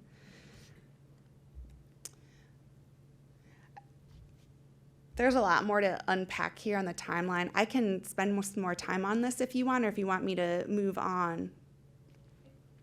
What would you like? I think you should go through a little bit of the out year things. Yes, please. Okay. So the way to implement the minimum energy standards for homes and businesses to start first with understanding where we are, which is why we start with asking for a home energy score, asking for buildings to benchmark. Again, with the benchmarking, we have great best practices from our own county, Montgomery County, and numerous cities around the country that are already using benchmarking programs. What makes this one stand out a little bit is that we would be scaling down to a smaller footprint than what other benchmarking laws typically do, because we have smaller buildings. And so if we want our buildings to participate, we need to scale it appropriately, but we would be using the same systems. I would recommend we stick with Energy Star Portfolio Manager. It's a tried and tested program that is free to use and what most benchmarking programs are based upon. It's what the Montgomery County program uses. Once we have that data from the home energy scores and from the benchmarking, then we can look at where our building stock is and decide a minimum energy efficiency standard. So this would be not making everybody do wild retrofits. This would be looking at the very bottom tier, the very bottom performers that have the leakiest, most inefficient buildings, and asking them to come up to a minimum level. For single-family homes, I think this would mean about 400 to 500 homes would need to add some insulation and air sealing. Basic insulation and air sealing jobs, not major jobs. So my estimates would be maybe around the cost of an average of $3,000 per home. And we know that we have resources available to help homeowners make those retrofits as needed. For commercial buildings and multifamily buildings, similarly, we'd be looking at the lowest performing buildings and asking them to bring their energy efficiency up to a minimum standard. And I would think that we should ask them to meet that deadline by the end of 2029 so that we give them, that's 10 years from now, they'll see this coming, they have time to work on it, but we're not stretching that timeline so far that we can't meet our goals. During this time, we also would need to be working on voluntary electrification initiatives. I am proposing that we eliminate the sale of fossil fuels in the city. It is a different tactic than some other cities are taking. Other cities are looking at eliminating fossil fuels through new building codes. That doesn't really help Tacoma Park to look at new building codes. We have so very little new building going on here. I think we can take a new approach and do it over this timeline. In the next 10 years, if this resolution passes, we know it's coming. We can help people plan to replace their equipment over the natural life cycle of the equipment. For example, I know my water heater's 13 years old. I need to replace it. And I know if Montgomery County, where I live in Silver Spring, I knew if the county had passed this resolution and I saw this coming, I could plan ahead and say, well, I know that when I replace it, it's going to have to be electric. I can't do another gas water heater. We can do voluntary incentive programs for 10 years, a lot of public education and contractor education and contractor engagement to make sure that these appliances are well understood by the people who serve the city and that they're installed properly. And then in 2030, I am proposing that's when we mandate that new equipment replacements are no longer fossil fuel based.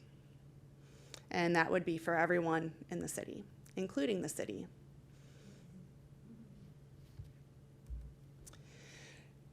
We are not doing this in isolation. We have the county working on big plans to become net zero and reduce their emissions 80% by 2027, 100% by 2035.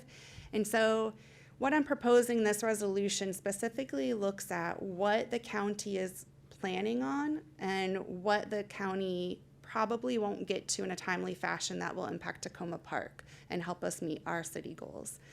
And some things that we can model and we can implement here because we know our programs do have an impact. What we do in Tacoma Park does matter.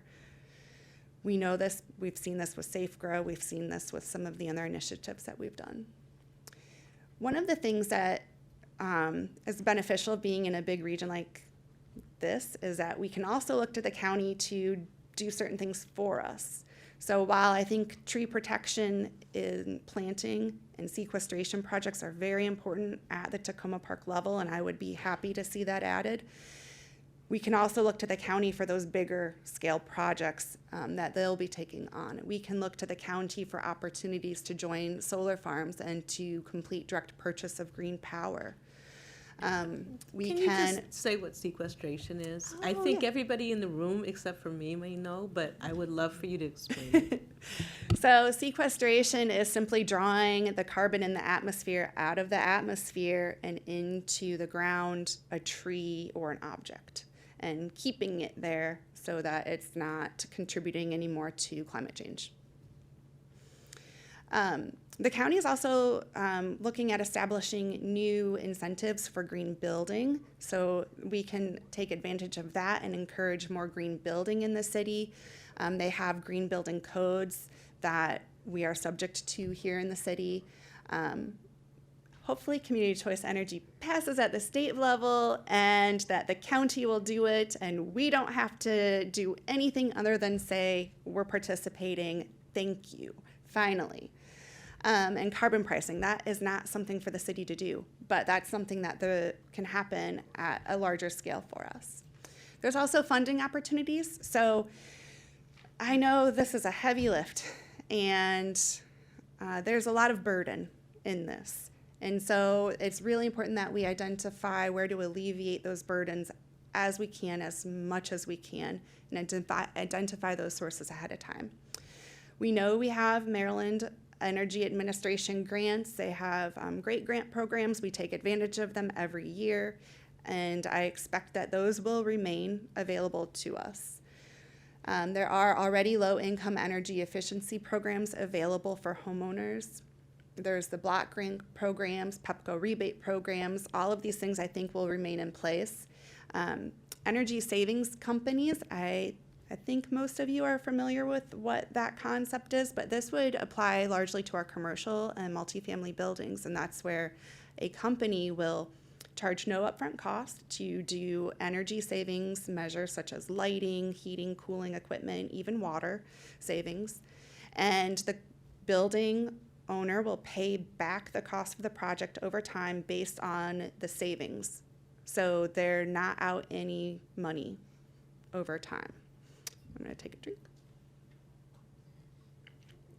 We have the Green Bank that's working on residential products available. CPACE has commercial property assessed clean energy financing has been available for some time, again, for our commercial property owners. That allows commercial property owners to make sustainability improvements and attach that funding on the property so that it can transfer from owner to owner. And there are investment opportunities that I am exploring with the Urban Sustainability Directors Network and also with the CDP, the Carbon Disclosure Project, which we report our emissions to every year. So this is where I think it gets really exciting to see where we can see how these things cross-pollinate with everything else that's going on in the city.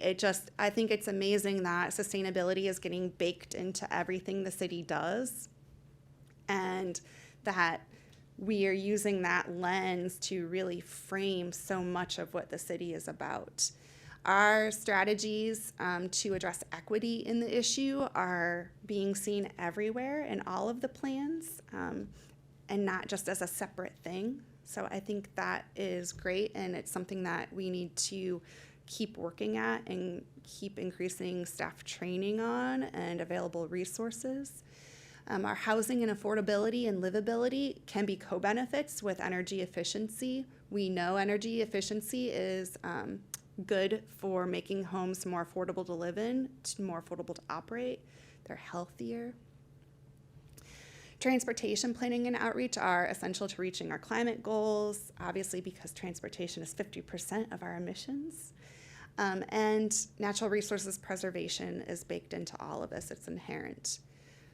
And the other city plans that are going on right now, the bikeways plan, bus shelter plan, housing and economic development, strategic plan, and so many projects. I can't list them all, but I think that this supports the other work that the city is already doing, and it enhances the other work that the city is already doing. So the budget, this is the hard part. It's expensive, and also I think it doesn't have to be as painful if we pass a strong resolution now and give people the time they need to plan. And by people, I mean myself, you, residents, and business owners. We need the time. That's why it's important we do this as a package, so that we're able to look at everything holistically and know where those costs are going to come, when they're going to come, and we can plan for them in our budgets and looking for grants and all of those things. My early broad estimates, and again, this is not a detailed implementation plan, so this is a broad estimate, but I think that in fiscal year 21, we would need an additional $25,000 in the sustainability budget to start increasing the planning budget and then our outreach budget.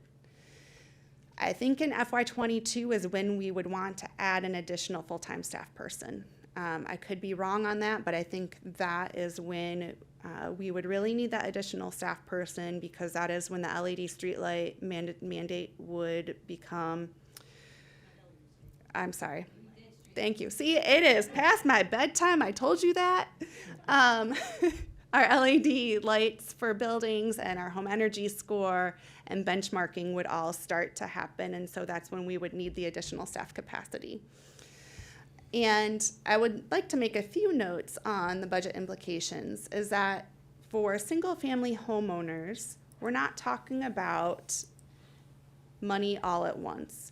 Within the next 4 to 5 years, it would be about $150 to $200 a home to get that home energy score with a comprehensive home energy audit. And we have resources in the existing sustainability budget to assist low-income homeowners with that cost. Commercial energy standards would also only affect the lowest performing buildings. Yes, and I've already talked about how we need to do this over the course of the natural replacement cycle of equipment, so that we're not saying, hey, you have to replace your water heater, your furnace, your air conditioner, and your stove all at once next year. We're giving people 20 years to plan this out. I'm sure there are a few notes I missed, so I'm just going to look here for a second to make sure I haven't missed something very important. I think I've hit the major points that I wanted to hit before we open it up to just discussing those 16 specific items, and I can start taking notes on everything, because I know that you will have lots of questions and comments. I would like to just jump in for a moment. One thing that wasn't quite called out here, although it's in the packet, is the fact that the resolution is that framework, is kind of a big picture. the individual, I don't know, 16 items or whatever, each needs to be thought through, costed out, language would be needed to, you know, that you need to have discussions about them. Some of the things kind of go together, so there might be several at once that get grouped. In each of those things, it requires education, community input, discussions, where the differential impacts are, where the complementary efforts. And so that wasn't really in this PowerPoint, but I just wanted to reiterate for those who may be watching that this sets the overall agenda, and I think the helpful part about that is that if you just are acting on 16 different things, you'll get pushback on every one, not realizing how it's needed together to meet a goal. And so thinking about how does, not to say that it's perfect and it won't get tweaked, but how it's thought of holistically and how everybody recognizes we're in a climate emergency and this is the part that has to be played, somehow makes putting out the couple $100 up front a little easier because you know it's your part and everybody's trying to play the part in the city. And I think it has to come with an agreement and a commitment by the city to where the money isn't available for somebody that we find those funds. And so it's a huge lift, but it's also a really serious topic. And I look forward to hearing your comments. So yes, to reiterate that I do want to see these things happen in tandem with each other because that pushes our timeline. It gives people the opportunity to plan, and it helps us combat the fatigue of one after another after another. And I also want to say up front that this is what needs to be done, but it's not the only thing that needs to be done. This is what we have to do in order to reach our goals, but there's more that we're gonna have to do to reach that 100% goal. And so I recognize that. I know some of the comments from the public earlier this evening mentioned that. And yes, there is more that we need to do. So this is not the end of what is to come. There will be more that needs to be added right now to the resolution, and there's going to be more ordinances and more code changes to come that will be necessary. Great. All right. Well, one, I just want to start off by saying thank you very much. And I want to ask the city manager if that was such an excellent presentation. Very late, and we appreciate that. If we could have City TV clip the presentation that Gina did so that we can share that and have that. I know our whole city council meeting is always available, but sometimes it can be a little hard finding it, and I think having your presentation, how you discussed this tonight would be really useful, I think, for all of us as we're talking to residents about what are we actually talking about. I think you did an excellent job of framing this and walking us through it. The other thing I just want to mention before opening it up to my colleagues is one of the things that we had, I appreciate the what's next, and one of the other things that we had been talking about because of all the great feedback we've received already, not just here tonight, but also on email over the last couple of days, is the creation of an ongoing, basically a Q&A document to keep track of some of the questions and things that have been raised, and your knowledge on this. And you already got one convert today in answering some questions via email. So I think tapping into that will be also really helpful. And also so that people know when they're sending in comments, they can send it to the city clerk or all of us here on the city council. And if we're getting things to funnel them to Gina, because I think it will be helpful as we go through this process to keep the questions in one place. Mayor, one of the things that was referenced a little bit was kind of what the expenses are coming up. Although this won't be able to be accomplished before, say, February 5th or February 12th, we will need a real outreach program in multiple languages, meeting people where they are over time. And so I just want that to be recognized, that that would have to be part of this work plan. Great. And I did have one question. I mean, I have a bunch of actual questions, but one question just before we get into some more of the details is, in the packet that was prepared for us this evening, it discussed a sustainability assistance reserve fund, and I didn't see that in the presentation. So that, it's basically some place we need funds, and it may be useful to consider a reserve, sustainability reserve fund for that. It's not necessarily the answer that is needed. Yes, we didn't include it in the PowerPoint, but I think that as we're looking, just as we have a housing reserve fund, we may need to identify that. I think that still needs more discussion. But one of the comments in the original plan was to, take money from one year that's not spent and put it in something. That's not how finance works. Right. So I'm trying to find the right way for our budgeting for those kinds of funds. Great. Okay. Councilmember Smith. Thank you so much for doing this at this late hour. Couple questions. First, former Councilmember Tim Mayo sent out an email. He asked a number of questions, and he had some proposals. I will forward it to you. I don't know if you've seen it yet. Yes, I've seen it. Yeah. Okay, so can you talk about his idea and see if you've considered this regarding property tax and a climate tax? Have you thought about that? And how would that work, and is it effective? So from my understanding, it is not allowed in Tacoma Park. It's been specifically asked of a city attorney, and they specifically said no. Right. Yes, I know that. Okay. But aspirationally, would this be as effective as Mr. Mail is saying? Well, I think that there's some assumptions that were mentioned about lower income, lower emitting, and that's not in any way the case. There's huge equity problems that would need to be addressed. So it's not a simple task to price carbon the way that it was outlined in this. But, I think carbon pricing needs to work at a larger scale, a regional scale, which is being explored, and that's where I think it's should be appropriate, is at that larger regional scale. Now, in your presentation, you talked about how Montgomery County is looking at like solar farms. Have you thought about whether or not the city should invest in a solar farm?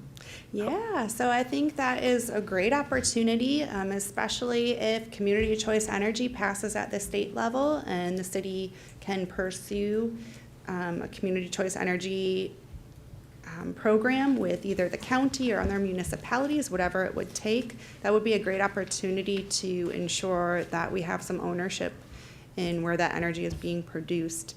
If community choice energy doesn't pass, it still might be worthwhile to explore a solar farm so that we have a more tangible place where we can say our energy comes from those solar panels there. It's not RECs that are just purchased on the market, as we do now to get our 100% renewable power. In transportation, cars are the big polluters, right? Are there any out-of-the-box creative ideas other than that's the county that we can explore that would really have an impact? I mean, yes, banning cars, of course, or pushing everybody to electric vehicles, but I don't know if we could provide a subsidy for that.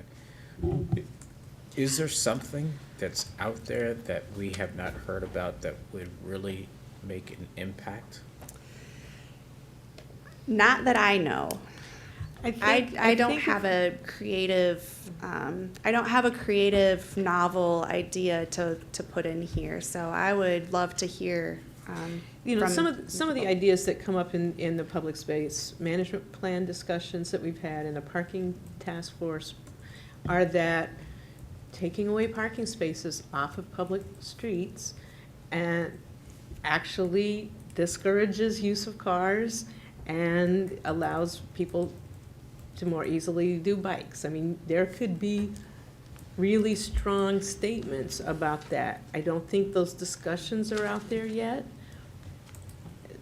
But when it comes down to making cars less usable in a way and devoting our attention to cars, it will help. The problem with Tacoma Park is that we're a place people drive through, you know, and we can't count up easily the gases from those driving through. And so short of banning cars, you know, I think if Gina's more locked into innovative methods than anybody I know. If she's not coming up with one, I don't know that we've got a good answer yet. All right. And then finally, economic impacts. Have you thought about that? Because I took the proposal you had and sent it to a professor who's a MIT trained PhD. She's teaching economics at the University of Pennsylvania. And she came up with a number of things that, you know, we need to consider. Have you talked to any other PhDs and looked at the economic impact of this plan? So I don't know if they have PhDs or not, but I did participate in a Rocky Mountain Institute cohort accelerator program over the past year with a bunch of experts from around the country, specifically on the home energy labeling piece of this.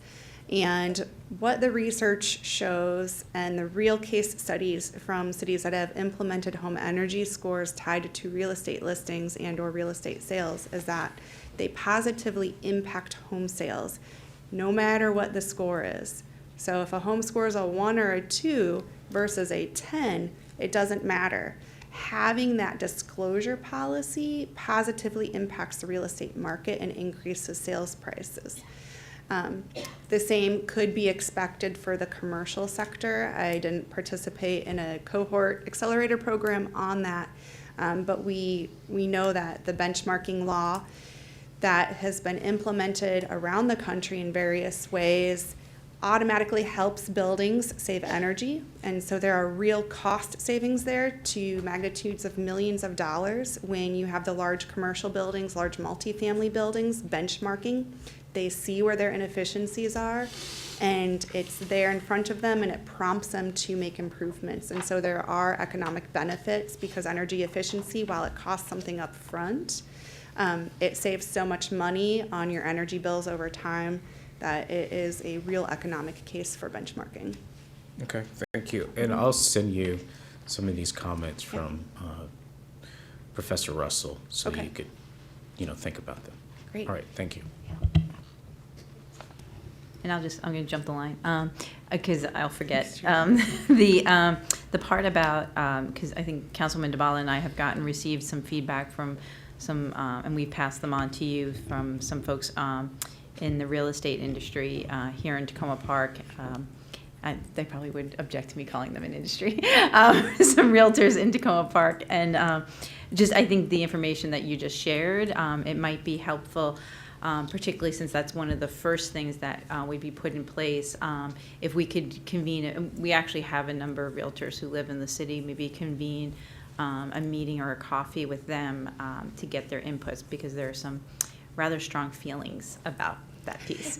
I would love to do that, and I would also love to put together a webinar with some of the folks from the accelerator program and some of the realtors from other cities where this has been implemented, so they can ask other professionals that will speak their language what their experiences have been. That'd be great.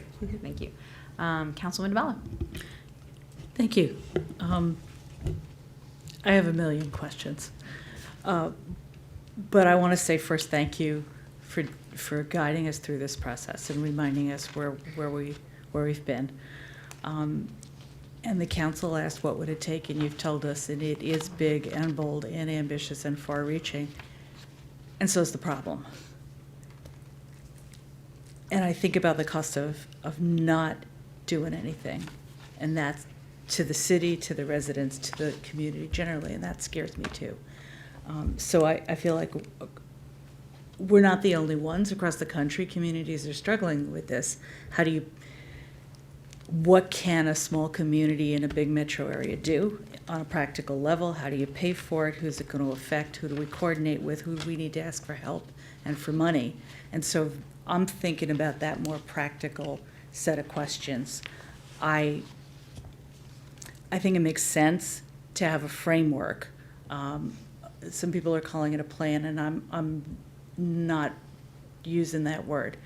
I think it makes sense to have a framework for action now so that we can move forward with sorting out the details on costs. I was thinking a fair amount. Some of you know my professional experience is designing water efficiency and resource programs for communities out west. And the way to get the best handle on the costs and the impacts and who's being affected by is to get the more specific design details, because the cost ranges at this level are so broad they're almost not useful. And I think we have an obligation. Why am I talking to you? I should be talking to you. I do think we have an obligation to step up, and there's an iterative process going on with planning with the county, and who's going to take the move first, who's going to go first out of the box. And I think whether we like it or not, other councils before us have set us up to be a leader in the environmental arena. And so saying this is the framework, this is the set of bold actions that we're going to scope out and see if we can make them work here in Tacoma Park is the right thing to do. That said, I'm not sure all 16 of these things are going to be the things we wind up doing. And that gets me into lots of questions about the details. But I'm looking forward to the conversation because I think there's just a lot of good ideas coming in already. There's a lot of constructive feedback that's coming in already about what will and won't work at the local level and who we need to work with to make this thing move forward. Specific questions that I have. I heard you refer to your existing budget and redirecting it. And are we assuming that you would continue, at least in the short run, the voluntary programs, or would you be focusing the effort on fleshing this out? Along with that, I've had several people ask me about the solar piece, because the city's invested in not money, but time in putting solar co-ops together and moving solar forward. So that doesn't seem to be a piece of this. So how do you see that in the shorter run? How do you see those two things playing out? I guess that's my first question. Well, I was not going to touch mandating solar. No, I'm not asking okay. that. I'm asking how. But how, we will still participate in the solar co-ops. We actually, the county and myself and the other municipalities in Montgomery County already have the timeline for this spring's solar co-op. It's going to launch in March, I believe it's March or April. I'd have to go back to my email, but so we'll still participate in those types of activities. In terms of the sustainability budget, in my mind, if this timeline goes as initially proposed, which I imagine it won't, but if it goes as initially proposed, then the next fiscal year, some of the sustainability budget would still be in those voluntary programs, and some of it would be redirected, and then in the subsequent years, it would all have to be redirected to implementing this new program. Okay. I don't want to take all the time up at this hour. Well, but if I could just speak to that, I mean, one of the things that we did put on the schedule is to come back next week for another work session. We don't necessarily have an agenda yet for what gets covered. So as you're thinking of these questions, things that you maybe want us to come back and focus on, may be useful to highlight like as you a discuss supplemental it. And I just also want to information mention, you have the agenda for Saturday. Ms. Mathias is also with us on Saturday, so okay, questions I didn't see that. about budget, we can raise some of them tonight, but we'll also have time on our agenda at our council retreat to kind of drill in on some more of these and the budget implications. And we'll be doing that at our council retreat. Okay, so in that case, just a couple other things. So stepping back to the greenhouse gas inventory, the bulk of the emissions and the bulk of the impact that the city has on climate change, roughly half is buildings, roughly half is transportation. You asked about transportation. That's very hard for a city to do alone. So personally, I'm focused on the buildings, and I'm thinking about it in terms of different sizes of building stock.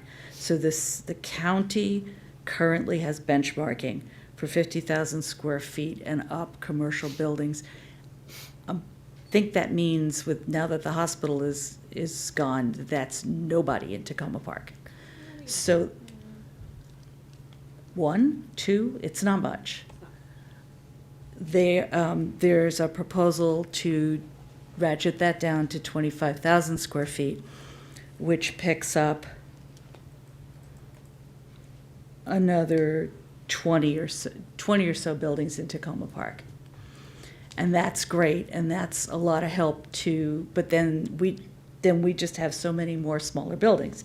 20 plus units, that's about 65% of the rental and condo units. That's 34 buildings, but most of them don't fit in the $25,000, 25 in this, what I said, 25,000 square feet and up. And then the next smaller ones, and then the single family homes. So if I think about it as building types, and every building type contributes to this, to greenhouse gas, contributes, how do we break them down? How do we talk to the types of people who live in those types of buildings and find out what program works for them? So that's the way I'm thinking about this building stuff right now, for whatever it's worth. And finally, I really do look forward to the conversation with the public and as we get into the more specifics to specific groups of people. I had, for example, a conversation with a renter today, and I described, and this is a renter who's in a rent-stabilized apartment in a building that is some rent stabilized, some not. And how does this work for her? What changes with the lighting in her building? Who pays for it? How does the building get audited? What does that mean for the residents? And so and to my surprise, she was wildly enthusiastic about this, even when we got to the part about how her rent might impact her rent in future years a little bit over time, and how we were going to work that out. So those are the kind of conversations I think we need to start having with residents. And I will stop there. Thank you. Great. Councilwoman Searcy. Great. Thank you so much. I agree that the climate emergency is something that we need to address. But I also believe in doing things in decency and in order. And I think right now we're working out of order. We're talking about strategies when we don't have a plan. So there are some things that are in the CADMIS report that we don't mention at all in the 16, and they were brought up today. Tree plantings, it was brought up, aspects of solar. There's holes that are being explained right now when asked, but if we had a more comprehensive plan, it would be easier for people to understand how the 16 mandatory items also relate to the things that are not mandatory, but we're still doing, right? To overall make sure that we're achieving the goal that we've stated. So that for me is really problematic. I cannot commit taxpayer dollars to something that we have not fully fleshed out in terms of an overall strategy and plan. Have we done a complete total cost estimate for what a homeowner might face if they were to have to do all of the mandated activities? Low ball, high ball.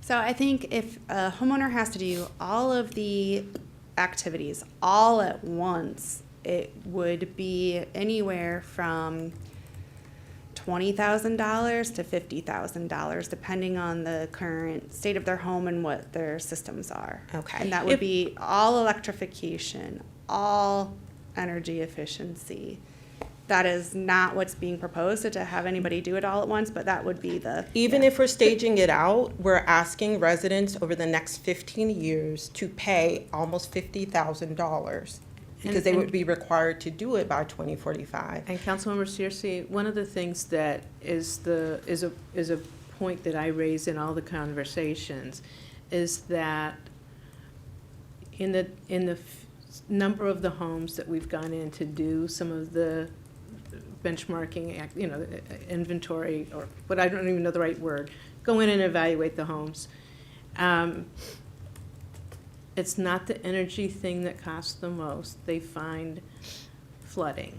They find some other thing that's toxic in their home that needs to be addressed. So what we're dealing with, particularly with people that don't have a lot of money, is a really interrelated potential issue with a home. And so it may only cost $3,000 to do the insulation and that kind of thing, which may be something that could be covered for an X number of units. But we also have to think about and look to the implementation steps out of the Housing and Economic Development Strategic Plan and some other things about how do we make these homes livable?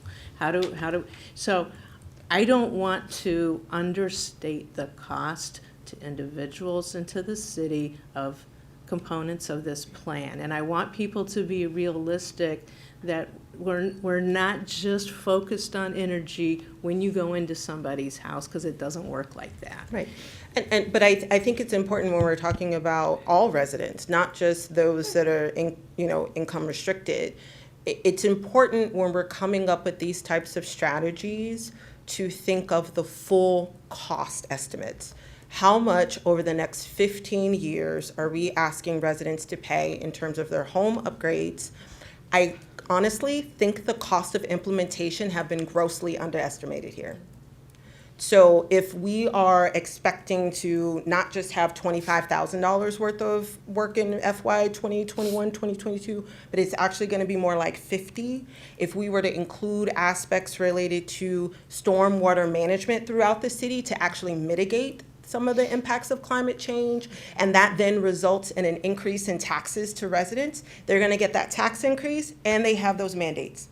So how are we doing our due diligence and ensuring that we're doing our due diligence in terms of planning to make sure that when we're mandating and obligating people to pay a lot of money, that we're going to reap the benefits that we are claiming we're going to reap? So I think it's in our best interest to not completely negate the 16. I think it's in our best interest to come up with a comprehensive plan that really takes into account a number of the other things that were also brought up in the CAPMAS report that I don't see here.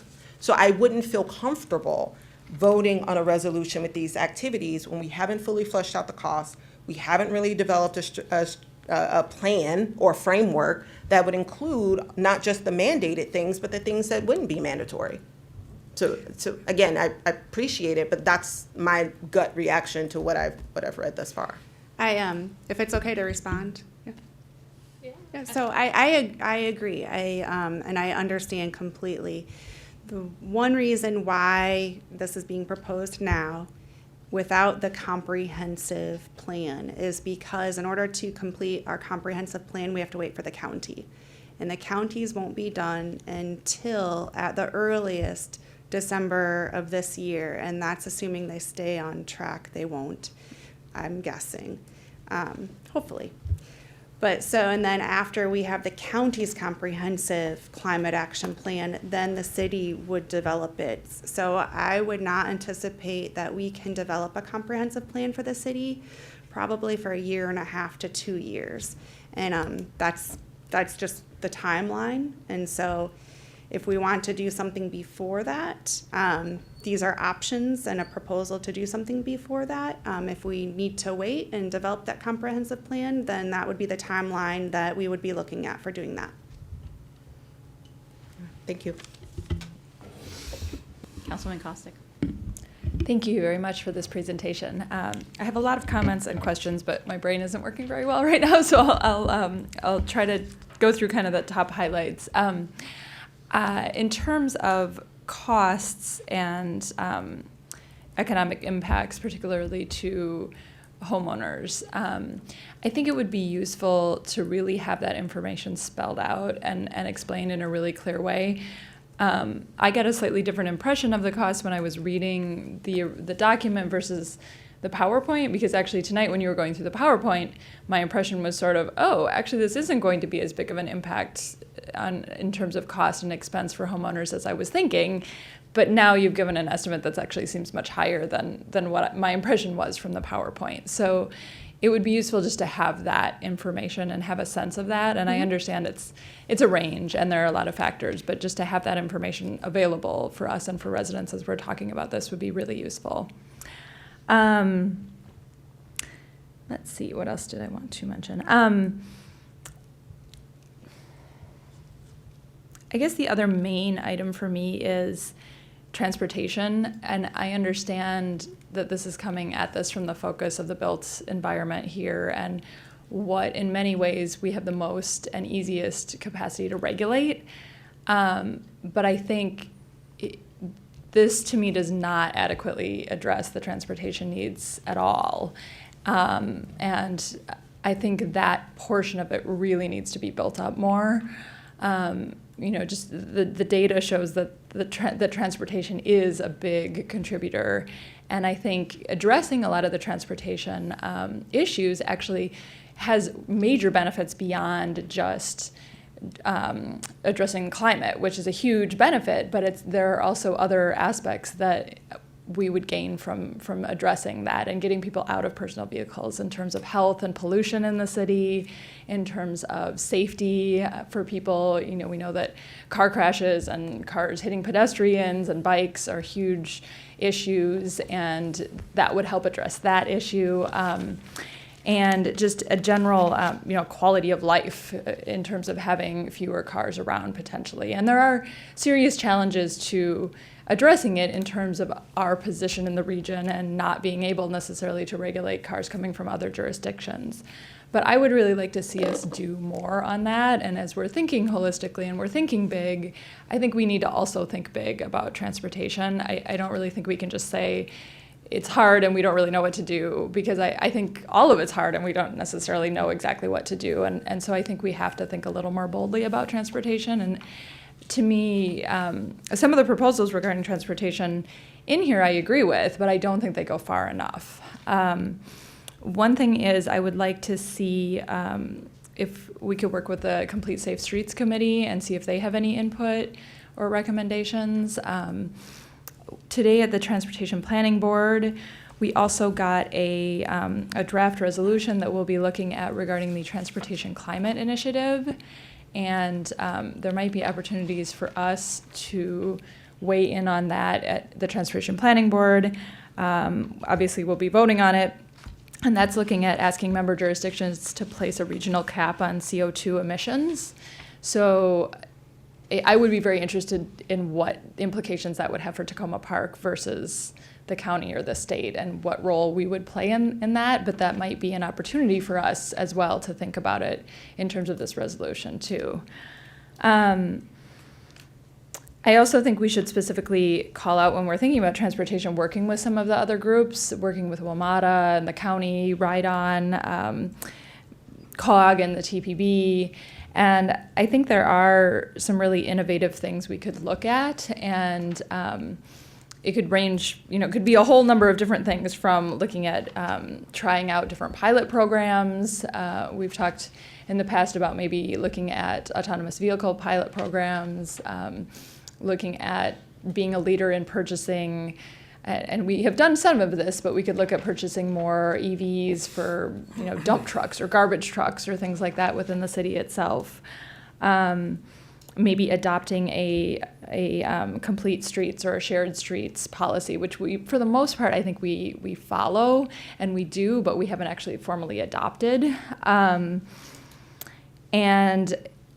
think that also there are things we should be doing in terms of transit accessibility and trying to work with outside agencies or do something ourselves to just increase bus frequency, increase options, increase opportunities for people to take bus or minibus or micromobility devices or things like that. So the biggest thing I would like to see is more information on the affordability aspects and more on transportation. Thank you. Thank you for the presentation and for doing all the work. We said that there was an emergency, and you clearly took it as such, so I appreciate that.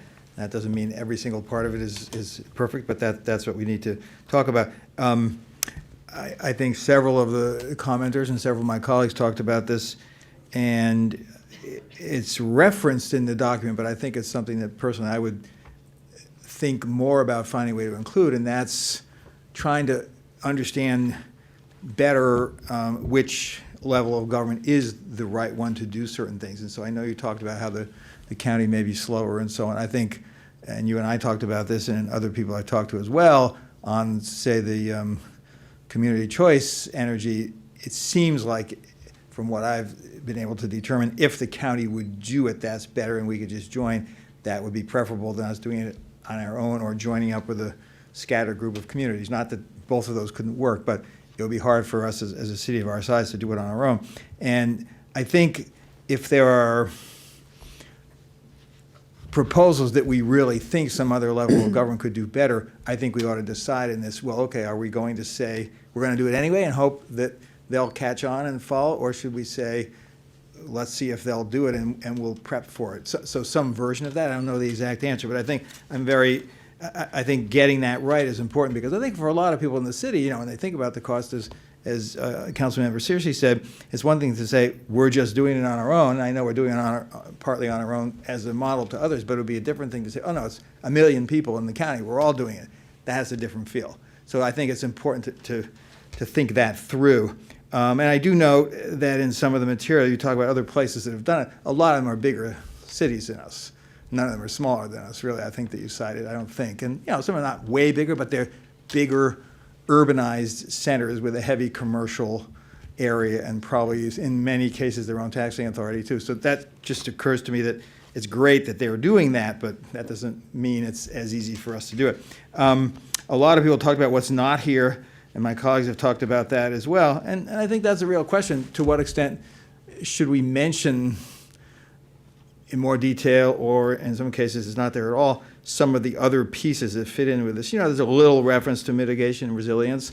That's one of the biggest things that people have talked to me about, is the flow of, we didn't have it so much this year when there was more drought-like, but certainly in the previous year, the heavy rainfall. That's one of the most immediate things I think people see. And I mentioned to some of my colleagues, and I think I still owe them a summary of that conference I went to in Annapolis recently, but this was on climate change, and it was sponsored by the Climate Change Academy group that's helping different jurisdictions work on this. And one of the things that they were talking about was how resilience and adaptability is as big as trying to do the kinds of things that we're trying to do. And in fact, I think I mentioned to my colleagues, or mentioned here last week, even that Charles County showing that they were working on those issues was one of the reasons they got their AAA bond rating. So in terms of what's not in this, I'm going back to my unified field theory that I talked about in the last piece on the public land plan. We need to show in this how it links to in a more direct way to the housing plan, to the public lands work that we're doing. I think personally to the tree canopy forest work that we're going to also be working on in the upcoming period, at least, so that that connection is understood. Now, as far as the cost goes, clearly we have to help lower-income residents, and in many cases, it's the lower-income residents and communities of color that are hardest hit by the impact of climate change to begin with, and then also have a harder time responding financially to the challenges.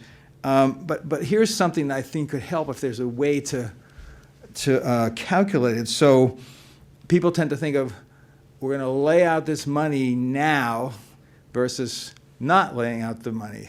And so that's money you have to spend as opposed to money you would never spend. But if we don't do anything, we also have costs, much worse, getting worse every year for all the things that could happen in terms of flooding and epidemics and incredible heat and all of that. Much harder to quantify. So if we say, I have to spend $5,000 now, I don't want to spend that. But if I knew that I'd probably, in other ways, spend way more than that in the future, that might change how I think about it. The second thing is, if you spend all this money to install more efficient equipment, then you save money. And so, because your costs are less, ideally, right, if it's a more efficient system. So what's the recoupment time? And again, that's hard to quantify, but if somebody said, well, geez, if I can lay this out or get help if I can't afford it myself, and 5 years later, I've already covered all that, that would be great to know. And so being able to show that, I do think, I think about the public engagement, and this is something that I think that maybe Councilmember Searcy was talking about, and the different language work that we have to do on. So I don't think a lot of people really know about this yet. So I'm just a little nervous about trying to vote for it on February 12th. I feel like if we're going to make some of the changes we've talked about, and we need to roll it out a little bit more. We had 30 or 40 people here today, and I heard from 10 or 15 by email. That's kind of about it now, and I'm not sure people understand quite how significant it is. Unless we're just saying it's just a series of targets, and we may not do a lot of them. That's another story, but I don't quite have the sense myself which of those things we're saying. And I'm going to save a lot of my more specific things for the work session or for Saturday, so thank you. Thanks. I'll just finish up, and then maybe we can get out of here before actually 11:30. Just a couple of things. Last March, when we were asked to declare a climate emergency, I actually wasn't that thrilled about it, because I had a feeling we were going to do something like that, and I was worried we weren't going to take action. And that is my great concern. I thought a year ago that the county was going to act a lot faster, and they're not. It is very clear to me that they are not.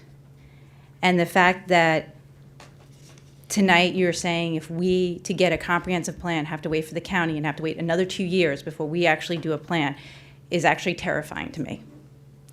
Because I was talking to some friends who were in Rehoboth for a meeting, and they said in 20 years from now, Dewey Beach will no longer exist. And that's just something that they're not doing anything about it, because they don't know there's nothing to do. And so for me, I'm not saying we want to jump into this blindly, but to wait any longer when we said last March we want the most aggressive local actions the city authority and resources will allow. And you've come back and given that to us.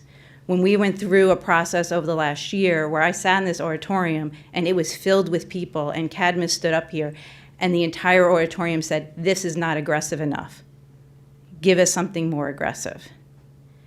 And I do believe we need to understand the costs. On transportation, we could do a whole nother resolution just on transportation if we feel like this one is lacking. But for me to wait until we do that to move on these other things when we know 50% is on our buildings, and if we can make those more energy efficient, then we can get to this goal. To then continue to say, wait, we need to pull this, and wait, we need to pull that in, scares me. I really identified with the woman tonight who said she has small children at home. And the idea that we're acting and doing something actually makes them feel better. Many people have heard me say this before. The reason I look at this work and do it is because of my children. Because this terrifies them. I look at the benchmarks, and I joked with my husband, and I joked with you, Gina. I don't want to give up my gas stove, but you tell me 2045, I'm like, I just turned 50. You know what? This is not going to impact me if I can't, at the age of 75, cook on a gas stove. But it will impact my children. And I'm not saying anyone up here is discounting the urgency here at all. I'm not saying that. I think we all agree on that. But I just want to underscore that we need to put something in place, and we need to start moving this. And whether it is these 16 items, whether we break it down to 10 of them or whatever, I just feel there's a huge urgency here. And I just want to thank you again for your work on this. We have Saturday, we will be discussing this again. We have the 29th, February 5th, and I hope that we can adopt something on the 12th. So with that, we're going to close it out. And good night.